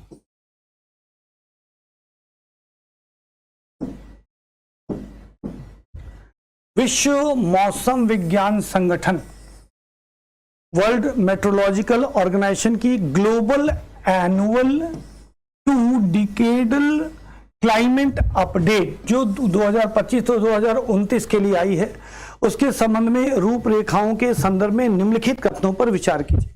यहां पर कुछ स्टेटमेंट जैसे 1, 2, 3, मैं देखता हूं और एक कोई स्टेटमेंट है तो 4। अब ये 4 स्टेटमेंट हमारे सामने हैं। हमें ये चेक करना है कि विश्व मौसम विज्ञान संगठन ने ग्लोबली 2 दशकों पर एक रिपोर्ट दायर की। उस रिपोर्ट के अनुसार इसमें से क्या बात सही है और क्या बात इसमें गलत है, हमें उसे समझने की कोशिश करना है। ठीक है, चलो साहब, पहला, रिपोर्ट के अनुसार उसी सीमा को पार करने वाले संपूर्ण 2025 से 2029 के 5 साल के औसत की तुलना में 5 साल के औसत की तुलना में कम से कम 1 वर्ष के 1.5% की सीमा से अधिक होने की संभावना अधिक है। यानी पृथ्वी पे जो ग्लोबल वार्मिंग की तात्कालिक औसत ताप वृद्धि दर है वो 1.5% के आसपास दिख रही है, लेकिन जब हम 5 साल का एनुअल लेते हैं तो वो थोड़ा सा कम है। इस दृष्टिकोण से ये स्टेटमेंट क्या कह रहा है? सही हो रहा है। अगला, अगले 5 वर्षों में आर्कटिक क्षेत्र में वैश्विक औसत की तुलना में 3 गुने से अधिक की दर से शीतकालीन ऊष्मीकरण, विंटर वार्मिंग का अनुभव होने का अनुमान है। ये रिपोर्ट बताती कि ऐसा सही है। 90 के दशक से अभी जब हम तुलना करें, क्योंकि 2 दशक का ये मूल्यांकन है। तीसरा, पेरिस समझौता 2015 एक कानूनी रूप से बाध्यकारी संधि है। ठीक है, सही बात है, जो एक कानूनी सीमा निर्धारित करती है, ये भी सही है। जहां एक वर्ष में 1.5% के उल्लंघन को समझौते का स्थायी उल्लंघन माना जाता, ये बात गलत है। किसी वर्ष अगर ये दर बढ़ जाए तो उसे कानूनी रूप से उल्लंघन नहीं माना जाता है। तो बाकी चीजें पेरिस समझौते की सही हैं। ये लाल रंग की जो लाइन मैंने इसमें लिखी ये गलत है। यानी 1 वर्ष में 1.5% का उल्लंघन अगर हो रहा है, यानी ताप वृद्धि हो रही है, तो इसे पेरिस समझौते का उल्लंघन नहीं माना जाता है। इस आधार पर यह स्टेटमेंट गलत हो गया। चौथा स्टेटमेंट देखो, United nation framework convention for climate change ढांचे के तहत सदस्य देशों को जलवायु महत्वाकांक्षा बढ़ाने के लिए हर 5 साल में अद्यतन राष्ट्रीय स्तर पर निर्धारित योजना, नेशनल लेवल पर जो डेवलपमेंट कंट्रीब्यूशन है वो जमा करना आवश्यक है। ये बात सही है। आप जलवायु से संबंधित, उसकी सस्टेनेबिलिटी से संबंधित आप हर देश को एक योगदान सुनिश्चित किया गया, वो देना आपके लिए अनिवार्य है, ये चीज यहां पर बताने की कोशिश की गई है। तो इस तरह अगर हम देखें तो यहां 3 स्टेटमेंट में से एक स्टेटमेंट तीसरा गलत है और चौथा सही है, तो कुल मिलाकर 4 में से 3 सही है। आपसे पूछा गया ऊपर दिए गए कथनों में से कितने सही हैं, तो केवल 3 स्टेटमेंट यहां पर सही हैं। ठीक, चलो क्वेश्चन में अब क्वेश्चन नंबर 63 देखते हैं। निम्नलिखित चर्चा में रही प्रजातियों और उनके प्राकृतिक आवास के युग्मों पर विचार करें। यहाँ कुछ प्रजातियों के नाम हैं और यहाँ आवास क्षेत्र की चर्चा है। पहला, संगाई हिरण केवल लामजाओ नेशनल पार्क मणिपुर में पाया जाता है, ये बिल्कुल सही है। इसको डांसिंग हिरन भी कहते हैं, इसकी एक विशेष चाल है जिसकी वजह से डांसिंग हिरन कहते हैं। ये इंडेंजर्ड स्पीसीज में आता है और मणिपुर के इस नेशनल पार्क में ये विशेष रूप से संरक्षित रखा गया है, ये बात पूरी तरह से सही है। दूसरा, स्ट्रॉबेरी तेंदुआ पश्चिमी घाट भारत। अब स्ट्रॉबेरी तेंदुआ एक विशेष नाम है। अक्सर जीवों के शरीर पर कुछ विशेष प्रकार की आकृतियां, छाप, चिन्ह, आकृतियां एकाएक विकसित हो जाती हैं। इसे वैज्ञानिक भाषा में उत्परिवर्तन, म्यूटेशनल चेंज कहते हैं। तेंदुए की इस प्रजाति में एक उत्परिवर्तन हुआ और स्ट्रॉबेरी जैसी डिजाइन बनने लगी, इसीलिए इसे स्ट्रॉबेरी तेंदुआ कहा गया। इसे पहली बार जहां दर्ज किया गया वो दर्ज किया गया राजस्थान में, राजस्थान में दर्ज किया गया। ठीक, उसके बाद हमें कर्नाटक में भी ये मिला, लेकिन पहली बार राजस्थान में। अब हम तो कह रहे हैं कि स्ट्रॉबेरी तेंदुआ मूल रूप से पश्चिमी घाट भारत का जीव है, तो गलत है। हालांकि कर्नाटक का हिस्सा पश्चिमी घाट में आता है, लेकिन चूंकि प्राथमिक रूप से राजस्थान में स्ट्रॉबेरी तेंदुआ मिला, इसलिए ये दूसरा मैच गलत हो गया। तीसरा क्या है वो देख लेते हैं। तीसरा है हिमालयन सैलामेंडर। सैलामेंडर एक विशेष प्रकार का उभयचर जीव है, छिपकली जैसा दिखाई देने वाला जानवर जो पानी में भी रहता है और जमीन पर भी रहता है। ये पूर्वी भारत के या पूर्वी हिमालय के वर्षावनों में जब बारिश होती है तो नमी के दौरान ये बाहर निकल करके मेल और फीमेल निषेचन करके ये संतान उत्पत्ति करने की प्रक्रिया करते हैं। तो क्या हिमालयी सैलामेंडर पूर्वी हिमालय से संबंधित है? जी हाँ, पूर्वी हिमालय में चाहे वो भूटान का क्षेत्र आ जाए, भारत का क्षेत्र आ जाए, नेपाल का क्षेत्र आ जाए और कुछ म्यांमार के क्षेत्रों के जंगलों में हमें ऐसे जानवर दिखते हैं, तो ये तीसरा सही है। तो पहला सही है, तीसरा सही है, दूसरा गलत है। तो कुल कितने पेयर सही हैं? तो केवल 2 पेयर यहां पर सही हैं। ये क्वेश्चन नंबर 63 कह रहा है। क्वेश्चन नंबर 64, संरक्षित क्षेत्रों के प्रबंधन प्रभावशीलता मूल्यांकन मैनेजमेंट इफेक्टिवनेस इवैल्यूएशन MEE के संदर्भ में निम्नलिखित पर विचार कीजिए। अब हम तो यहां पर 3 स्टेटमेंट दिया गया है। नंबर 1, MEE राष्ट्रीय उद्यानों की वित्तीय लाभप्रदता का आकलन करने के लिए विश्व बैंक के द्वारा विकसित एक ढांचा है। क्या यह बात सही है? Answer is no. तो आखिर ये ढांचा मैनेज कौन करता है, इसकी व्यवस्था देखने की कोशिश कौन करता है? तो ये विश्व बैंक के द्वारा इसका ढांचा नहीं बनाया, इसको IUCN के द्वारा बनाया गया, international union for conservation of nature and natural resources. विश्व के प्राकृतिक संसाधनों को संरक्षित रखने के लिए अंतरराष्ट्रीय स्तर पर एक संगठन काम करता है, उसे IUCN कहते हैं।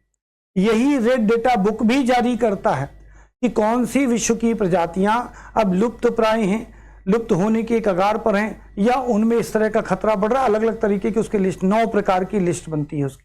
रेड डेटा बुक में तरह तरह की लिस्ट के अलग अलग स्वरूप, उस पर भी सवाल आते हैं। तो क्या ये स्टेटमेंट सही है? नहीं, क्योंकि MEE राष्ट्रीय उद्यानों की वित्तीय लाभप्रदता का आकलन विश्व बैंक नहीं करता है, IUCN इसका ढांचा तैयार करता है। दूसरा, भारत एकमात्र ऐसा देश है जिसने अपने टाइगर रिजर्व के लिए MEE के 5 चक्रों को संस्थागत रूप से पूर्ण किया। ये पूरी तरह सही है। हर 4 वर्ष की एक साइकिल को अंतर्राष्ट्रीय मानकों के अनुरूप भारत ने स्वीकार किया है, ये बात बिल्कुल सही है। भारत में MEE का आयोजन राष्ट्रीय बाघ संरक्षण प्राधिकरण और भारतीय वन्य जीव संस्थान के द्वारा संयुक्त रूप से किया जाता है, ये भी बात सही है। ठीक, प्रोजेक्ट टाइगर जब आप पढ़ते थे सब जानकारियां आपको मिलती हैं। ऊपर दिए गए कथनों में से कितने सही हैं, तो केवल 2 सही है, तो ऑप्शन हमारा क्या सही हो जाएगा, विकल्प बी सही हो जाएगा। चलिए नेक्स्ट क्वेश्चन लेते हैं। Question number 65, direct air capture प्रौद्योगिकियों के संबंध में निम्नलिखित कथनों पर विचार कीजिए। अब डायरेक्ट एयर कैप्चर क्या होता है जरा उसे समझा देते हैं। पूरी दुनिया में कार्बन को लेकर एक डर पैदा हुआ जब अनुसंधान हुए कि पृथ्वी के भू ऊष्मीकरण के लिए कार्बन एक खतरनाक कण है जो सूर्य की गर्मी को तीव्रतम तरीके से अवशोषित कर लेता है, चाहे वो कार्बन डाइऑक्साइड के रूप में हो CO2 या CH4 जैसे मीथेन गैस के रूप में हो और बहुत सारे स्वरूप। तो अब कार्बन जो वायुमंडल में है उसको कैप्चर करने की टेक्निक शुरू हुई। इसमें एक तकनीक है जिसको डायरेक्ट एयर कैप्चर कहते हैं। एक कैप्चर करने की टेक्निक है कि हमने एक ईंधन की भट्टी लगाई अपनी इंडस्ट्री में और उसके चिमनी से कोई धुआं निकल रहा है तो हम उस धुएं को कैप्चर कर लेते हैं सिस्टम में डाल करके।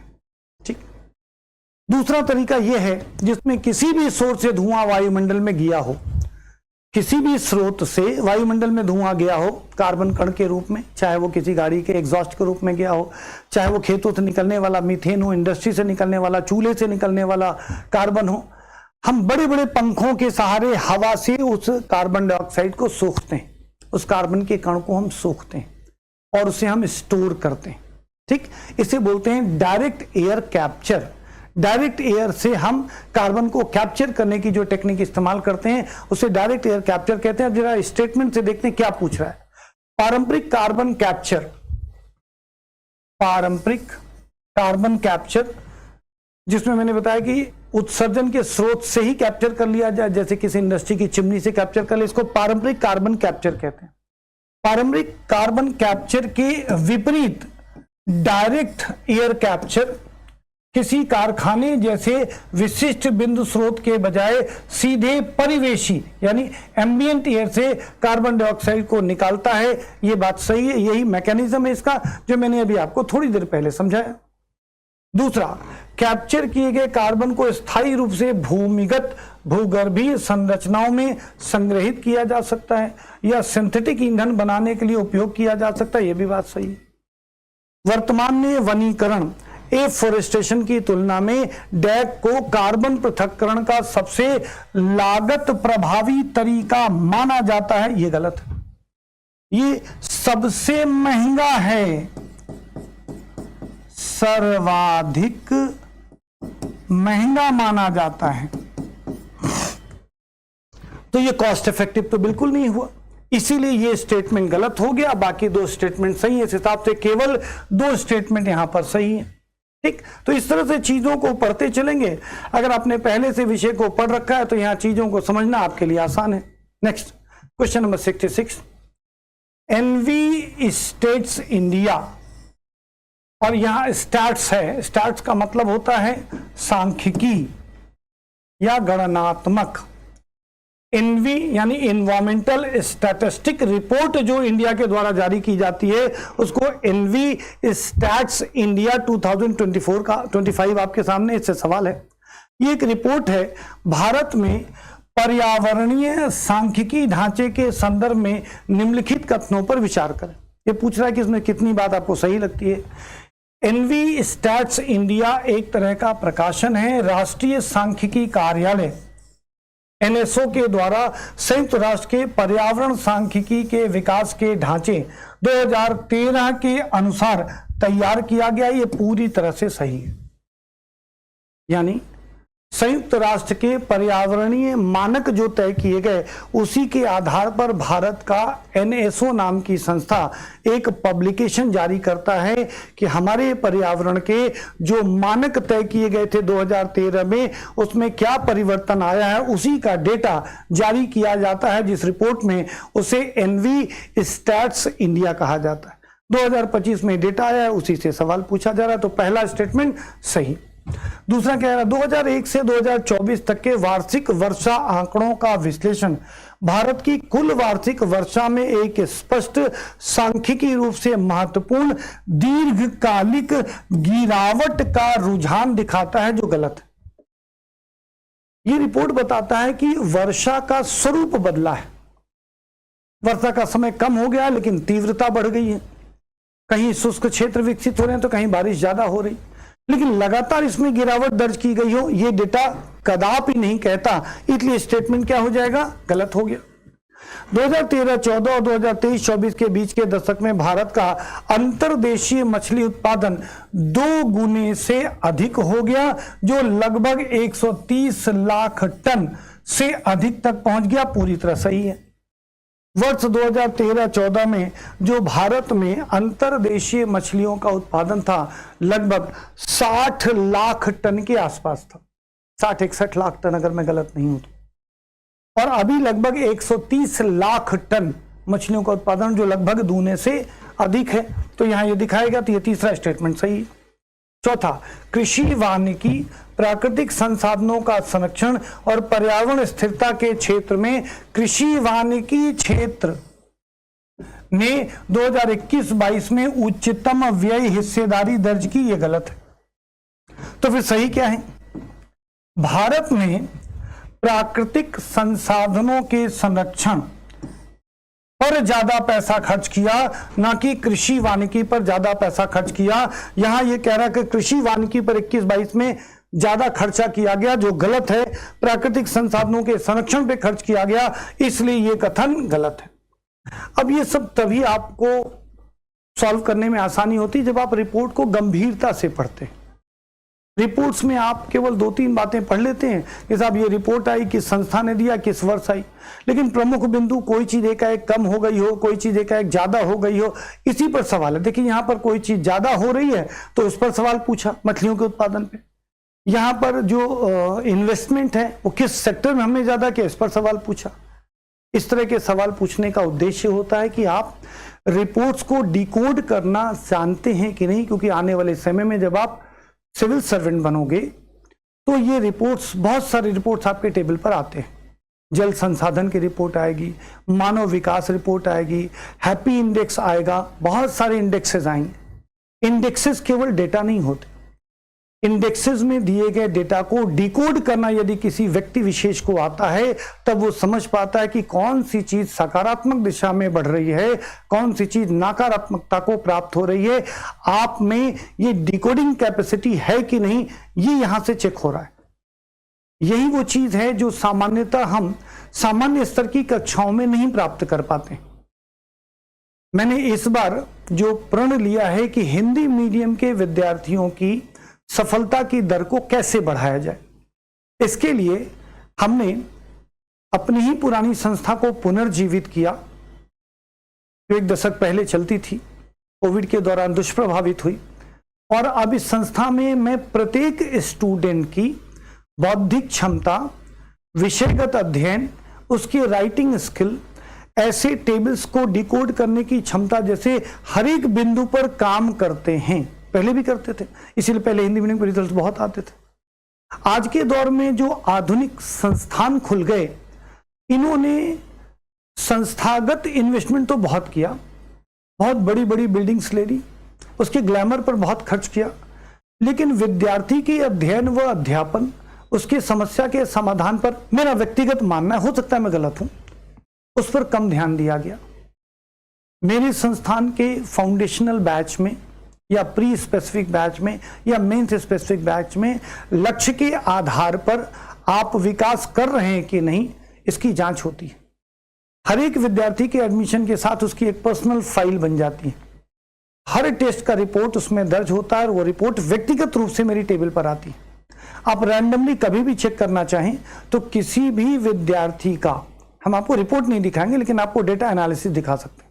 आप अपना डेटा एनालिसिस देख सकते हो कि अगर आपने मई 2026 में हमें ज्वाइन किया तो दिसंबर 2026 तक आते आते आपने कितने ऑब्जेक्टिव टेस्ट पेपर्स दिए, कितने सब्जेक्टिव टेस्ट दिए, क्लास में आप कितने प्रेजेंस थे, कितना एब्सेंट रहे, आपका रिजल्ट कैसा रहा, ऑब्जेक्टिव रिजल्ट कैसा है, सब्जेक्टिव रिजल्ट कैसा है, कुछ हम डिबेट्स कराएंगे, क्लास में आपको बोलने को बोलेंगे, एक्सटेम्पोर पर्सनालिटी डेवलपमेंट आपका कैसा है, इन सब पर काम होता है।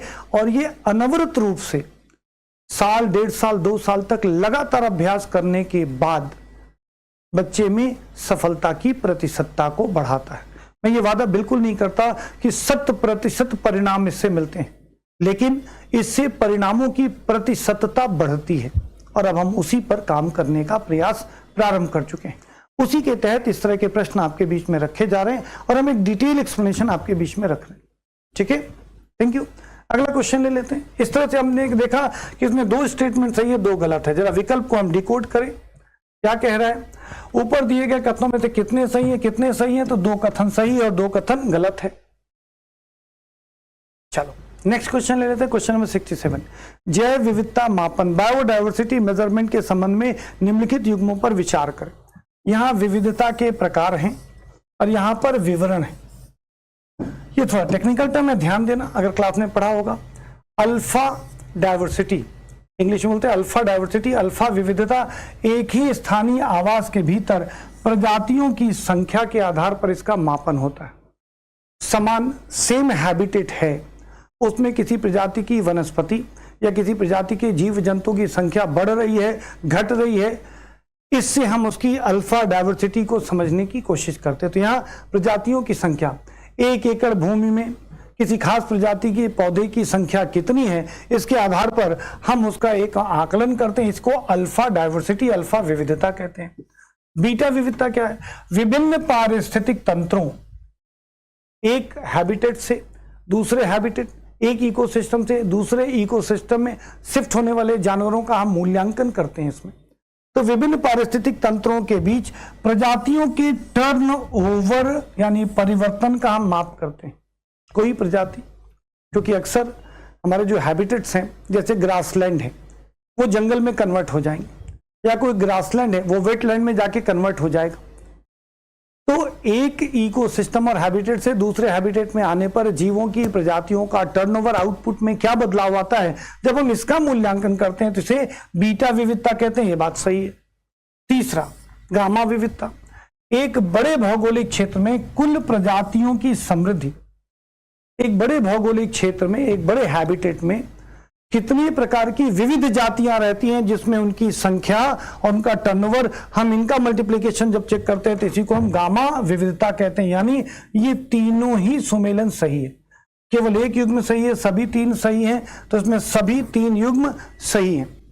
तो क्वेश्चन नंबर 67 का जो ऑप्शन हमारे सामने आएगा वो इसमें सभी 3 युग्म हमें सही दिखाई दे रहे हैं। ठीक है ना, चलो आगे बढ़ते हैं, अगला क्वेश्चन ले लेते हैं। हाल ही में safe disposal of unused medicine, अनुपयोगी दवाओं का सुरक्षित निपटान शीर्षक से एक रिपोर्ट जारी की गई। किस अंतरराष्ट्रीय संगठन ने यह रिपोर्ट जारी की? पहले विषय क्या है समझाते तो उत्तर बड़ा आसान है। हम सभी लोगों के घरों में जो दवाएं आती हैं उसमें से बहुत सारी दवाओं का हम यूज न करके कभी फ्लश कर देते हैं टॉयलेट में, तो कभी नालियों में बहा देते हैं, कभी हम कूड़े के साथ निपटान कर देते हैं। इससे वायुमंडल में, पानी में या स्थल मंडल में ये दवाएं घुल मिल जाती हैं और वायुमंडल में जो रोगाणु तत्व हैं, चाहे वो फंगस हो या बैक्टीरियाज हो, ये उसके साथ लड़ाई करते हुए अपने को और मजबूत बना लेते हैं और ये हमारे लिए ज्यादा हानिकारक होकर के हम पर अटैक करते हैं। इस दृष्टिकोण से इस तरह की गलतियां हम ना करें, इसके क्या दुष्प्रभाव हैं, इस पर एक रिपोर्ट आई। ये रिपोर्ट किस संस्था ने जारी किया? पूछा गया। क्या विश्व संगठन ने किया? नो। संयुक्त राष्ट्र पर्यावरण कार्यक्रम ने किया? No. Gavi the vaccine alliance ने किया? नो। समुद्री संगठन ने किया? नहीं। अब चारों तो नहीं है, तो इसमें से एक कौन सा सही है समझे। क्या विश्व स्वास्थ्य संगठन ने किया? क्या हेल्थ से रिलेटेड चीजों से केवल मामला था या केवल पर्यावरण से? तो हमारा पर्यावरण इससे प्रदूषित हो रहा है। इस प्रदूषित पर्यावरण में रहने वाले सूक्ष्म रोगाणु, बैक्टीरिया, वायरसेस, फंगस, ये उससे संघर्ष करके और मजबूत पीढ़ी अपनी तैयार करें और ये जब हम पर हमला करते हैं तो अब ये दवाएं भी हमें काम नहीं आती हैं। इसलिए ऐसे प्रश्नों के अगर हम उत्तर देना चाहें तो संयुक्त राष्ट्र पर्यावरण कार्यक्रम जैसे संस्थाओं के माध्यम से जो रिपोर्ट जारी किया गया वही रिपोर्ट का ये हवाला दे रहा है, तो ऑप्शन बी यहां पर सही होगी।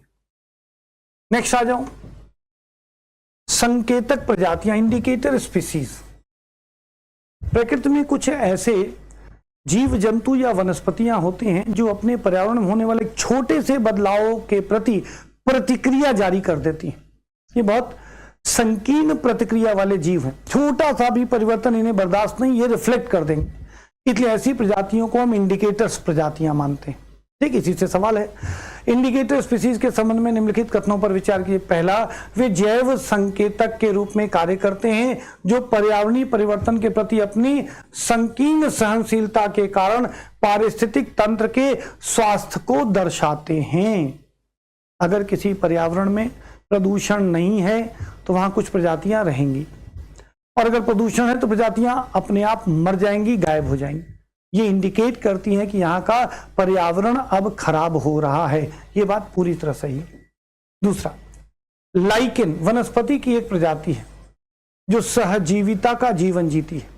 इसमें शैवाल और फंगस मिलकर साथ साथ जीवन यापन करते हैं। शैवाल सूर्य की रोशनी से प्रकाश संश्लेषण करके भोजन बनाता है, उस भोजन का प्रयोग करके फंगस जैव रसायन तैयार करते हैं जिसका शैवाल इस्तेमाल करता है, और शैवाल के भोजन का ये फंगस इस्तेमाल करता है। ये साथ साथ जीते हैं, साथ साथ जीने वाले इसी जीव का सम्मिलित रूप है लाइकेन। यूपीएससी पूछ चुका है कि लाइकेन क्या होता है, तो लाइकेन शैवाल और फंगस का एक सहजीवी गठबंधन है। तो लाइकेन वायु गुणवत्ता विशेष रूप से सल्फर डाइऑक्साइड के संबंध में संवेदनशील संकेतक है। बिल्कुल सही है। डीजल वाली जो ज्यादातर गाड़ियां हैं, जब वो अपना एग्जॉस्ट निकालती हैं तो उसमें सल्फर के ऑक्साइड्स भी निकलते हैं। वायुमंडल में इसकी मात्रा बढ़ते ही ये लाइकेन उस क्षेत्र विशेष से विनष्ट हो जाएंगे, मरने लगेंगे। ये संकेतक कि यहाँ पर सल्फर डाइऑक्साइड या सल्फर के ऑक्साइड की अधिकता बढ़ रही है, तो ये स्टेटमेंट भी सही है। ये इसी स्टेटमेंट का अगला एक्सप्लेनेशन हो गया। तीसरा, मेढक और ड्रैगन फ्लाई जलीय पारिस्थितिकी तंत्र के स्वास्थ्य के लिए प्रभावी संकेतक के रूप में कार्य करते। बिल्कुल सही है। यदि आप जानना चाहते हैं कि किसी तालाब में प्रदूषण कम है या नहीं है, तो उस तालाब के पास चले जाइए। यदि वहां मेढक हैं, यदि वहां ड्रैगन फ्लाई है, तो इसका मतलब है कि वाटर इकोसिस्टम अभी वहन योग्य है, अभी उसमें वाटर इकोसिस्टम सस्टेन कर रहा है, उसमें हरियाली भी है, उसमें जीव जंतुओं की पूरी श्रृंखलाएं भी जी रही हैं।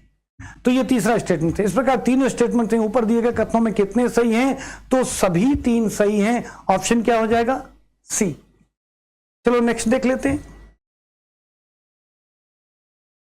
17वां क्वेश्चन क्या कह रहा है, भारत में एक्स-सी2 का अर्थ मैंने बताया था, किसी वनस्पति या जंतु को जब उसके मूल निवास स्थान से कहीं बाहर ले जाकर सुरक्षित संरक्षित किया जाए तो ऐसे संरक्षण की प्रक्रिया को एक्स-सी2 कहते हैं।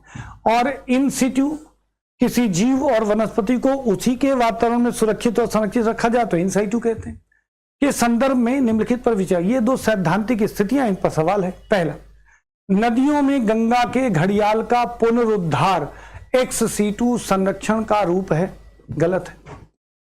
नदियों में गंगा के घड़ियाल गंगा में ही रहते हैं, तो अगर गंगा के घड़ियाल को दोबारा गंगा में छोड़ करके उसका पुनरीक्षण किया जा रहा है तो वो इन सीटू है, ना कि एक्स-सी2।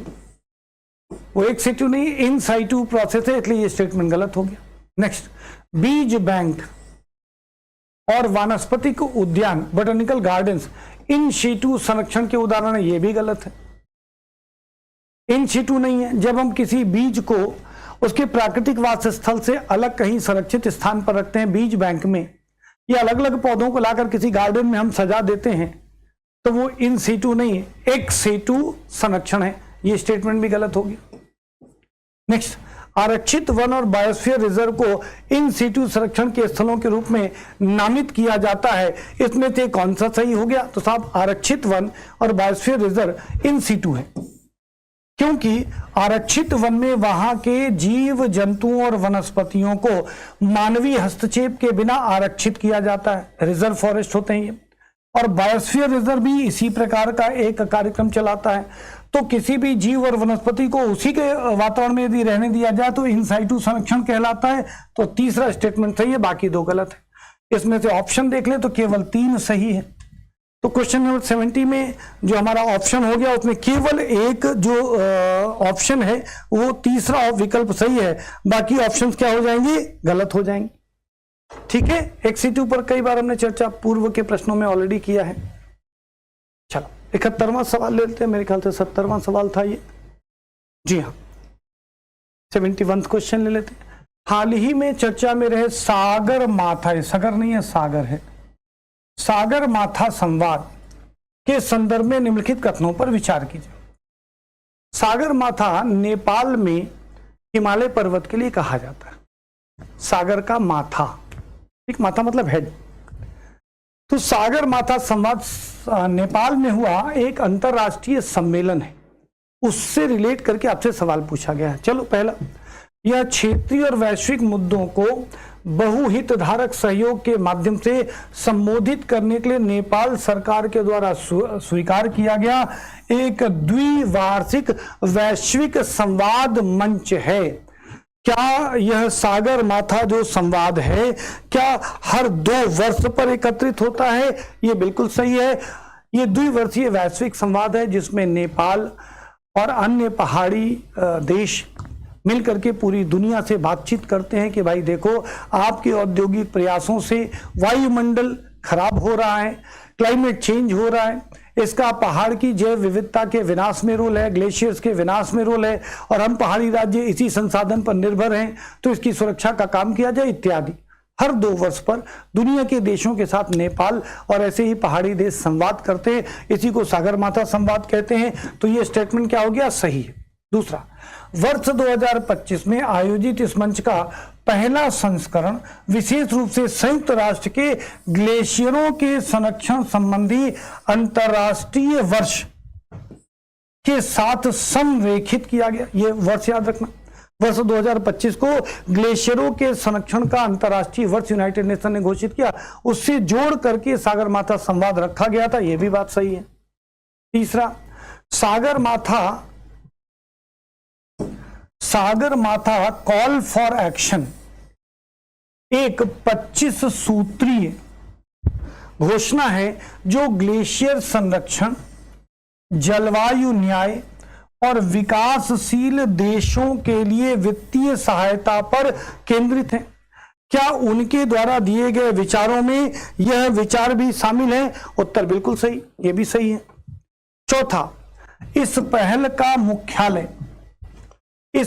का मुख्यालय काठमांडू में स्थित है और उसका प्राथमिक ध्यान विशेष रूप से केवल माउंट एवरेस्ट के पारिस्थितिक संरक्षण को लेकर किया गया है। क्या यह बात सही है? गलत है। पहला कि मुख्यालय तो काठमांडू में है लेकिन प्राथमिक ध्यान केवल माउंट एवरेस्ट को लेकर नहीं है। तो काठमांडू में मुख्यालय सही है लेकिन मात्र माउंट एवरेस्ट की पारिस्थितिक संरक्षण के लिए नहीं, वो हिमालयी संरक्षण को लेकर के, पहाड़ी जीवन के संरक्षण को लेकर काम करता है। इसलिए आधी बात सही आधी बात गलत, तो ये स्टेटमेंट गलत। 3 स्टेटमेंट सही है। अब इससे चेक कर लेते हैं विकल्प क्या हमारा कहता है, कितने सही, केवल 1, केवल 2, केवल 3। तो 3 विकल्प इसमें सही थे सागर माथा संवाद में, इसलिए आंसर हो गया केवल 3। चलिए स्टूडेंट, क्वेश्चन नंबर 72 चेक करते हैं।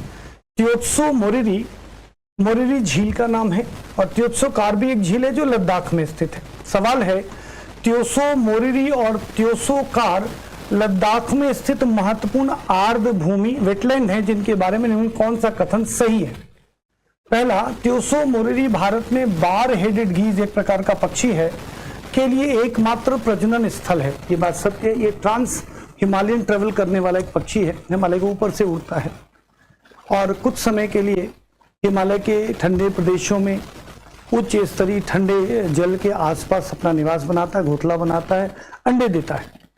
तो ये बात बिल्कुल सही है कि ये भारत में बार हेडेड गीज का एक प्रजनन स्थल, ये बात सत्य है। दूसरा, त्योत्सो कार एक अति लवणीय झील है जो ग्रेट इंडियन बस्टर्ड के लिए प्रजनन क्षेत्र है। गलत है, क्योंकि ग्रेट इंडियन बस्टर्ड शुष्क प्रजाति का पक्षी है जो राजस्थान से संबंधित है ना, जो गलत हो गया। यह लद्दाख का पक्षी नहीं है।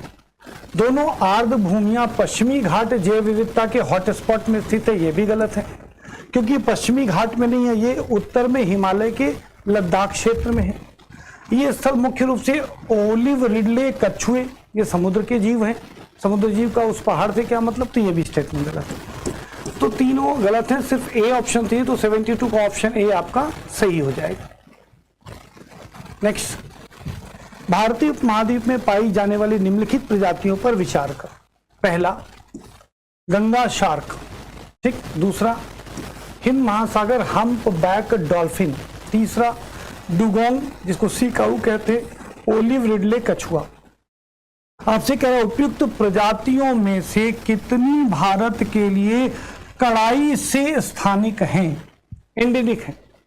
एंडेमिक का मतलब होता है कि यहीं की मूल प्रजाति हो।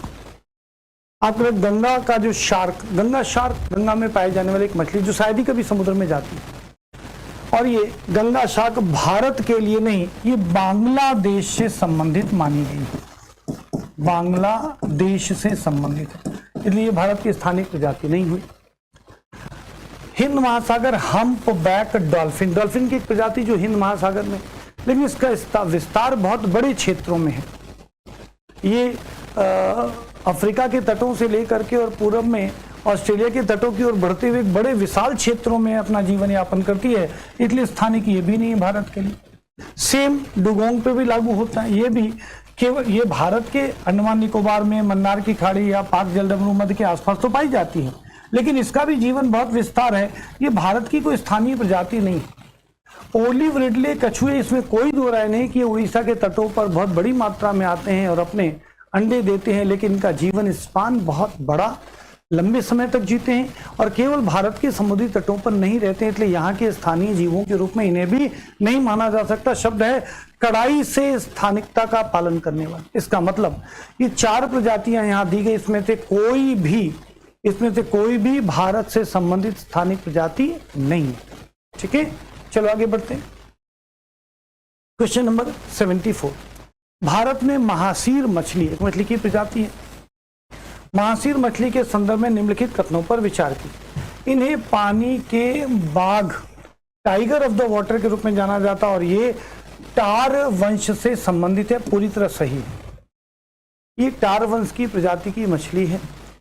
जब हम इसे पकड़ते हैं तो बहुत संघर्ष करती है, ठीक वैसे जैसे बाघ को आसानी से शिकार नहीं किया जा सकता, पानी में ये भी उसी तरह की प्रतिक्रिया का प्रदर्शन करती है, इसलिए कभी कभी शिकारी इन्हें पानी का बाघ भी कह देते हैं। ये स्टेटमेंट सही है। नेक्स्ट है, गोल्डन महासीर मुख्य रूप से हिमालय की तलहटी में पाई जाने वाली एक प्रजाति है, ये भी सही है। हम्पबैक महासीर प्रायद्वीपीय भारत की नदियों के लिए स्थानिक महासीर है, ये भी सही है। अगर हम इसको और सूक्ष्म विश्लेषण करने की कोशिश करें तो इस विशेष मछली की प्रजाति की जीवन शैलियों से संबंध में जो भी बातें कही गई वो सब सही। जैसे हम्पबैक जो महासीर है वो दक्षिण भारत में है, वहीं पर जो गोल्डन महासीर है वो हिमालय की तलहटी के क्षेत्र में, हिमाचल क्षेत्र में ज्यादा मिलेगी आपको। तो ये दोनों प्रजातियों की बात है, इसकी मूल विशेषता, तो इसमें सभी तीनों विशेषताएं लागू होती हैं। नेक्स्ट 75वां प्रश्न, प्लास्टिक अपशिष्ट प्रबंधन द्वितीय संशोधन नियम 2025 के संदर्भ में निम्नलिखित कथनों पर विचार कीजिए। ये भारत सरकार के नियम से संबंधित प्लास्टिक अपशिष्ट प्रबंधन नियम 2025 के संदर्भ में कथन है, कठोर प्लास्टिक पैकेजिंग का उपयोग करने वाले ब्रांड मालिकों के लिए वित्तीय वर्ष 25-26 से न्यूनतम पुनः उपयोग रीयूज लक्ष्यों को पूरा करना अनिवार्य कर दिया गया है। तो इस प्रकार से स्टेटमेंट इसका 1 जो है वो हमें सही दिखाई देता है। दूसरा स्टेटमेंट देख लेते हैं। नियम कंपनियों को विशेष रूप से खाद्य संपर्क पैकेजिंग, खाने के सामान की पैकेजिंग जिन प्लास्टिक्स में होती है, के लिए पुनर्चक्रित सामग्री रिसाइकिल्ड कंटेंट लक्ष्यों में होने वाली कमी को 3 साल तक की अवधि के लिए आगे ले जाने की अनुमति देते हैं। ये गलत बात है। भारत सरकार इस मामले में स्ट्रिक्ट है कि खाने की पैकेजिंग जिस प्लास्टिक से आप करते हैं उसको एनुअली आपका एक लक्ष्य है, उसे आपको पूरा करना होगा। अगर आप नहीं पूरा करेंगे तो आपको पेनल्टी देनी पड़ेगी। इसका मतलब है कि ये जो लिखा है कि 3 साल तक की अवधि के लिए आगे ले जाने, कैरी फॉरवर्ड करने की कोई परमिशन है, बिल्कुल गलत है। तो यहाँ कथन 2 क्या होगा, स्टेटमेंट 2 गलत हो जाएगा। इस प्रकार स्टेटमेंट 1 सही है, स्टेटमेंट 2 गलत है। अब जरा सा हम डिकोडिंग में चलते हैं। उपरोक्त कथनों के संबंध में निम्नलिखित में से कौन सा सही है? कथन 1 और कथन 2 अगर दोनों सही है और कथन 2 कथन 1 की व्याख्या कर रहा है तो एक करिए, ये बात नहीं थी। कथन 1 कथन 2 दोनों सही और कथन 2 कथन 1 की सही व्याख्या है, ये भी बात नहीं है। कथन 1 सही लेकिन कथन 2 गलत है, सी इसमें सही है। तो 75वें प्रश्न का अगर हम व्याख्या समझें तो 2 स्टेटमेंट है, पहला स्टेटमेंट सही है, दूसरा गलत है। इस हिसाब से सी विकल्प हमारा सही होता है। 25 प्रश्नों के ये डिटेल डिस्कशन हम आपके बीच में लगातार रख रहे हैं, इसकी उपयोगिता की भी चर्चा कर दे रहे हैं। कुछ और प्रश्न जो इससे बन सकते हैं उसकी भी व्याख्या कर दे रहे हैं, इसलिए थोड़ा सा डिटेल्ड है, बोझिल है। हर प्रश्न में ऐसा कम मिलेगा क्योंकि बाकी सब्जेक्ट अन्य विशेषज्ञों के द्वारा चर्चित किए जाएंगे, उनकी अपनी एक सीमाएं होंगी। लेकिन फिर भी ये विशेष इसी तरह से विश्लेषण या एनालिसिस डिटेल ही होगा। तो 25 क्वेश्चन के अगले सेट के लिए हम वापस आपके बीच में आएंगे। तब तक लिए थोड़ा सा आप भी विश्राम कर लें। हम एक नए वीडियो में आपको 76 से 100 नंबर तक के क्वेश्चंस का डिस्कशन हम करेंगे। Thank you very much.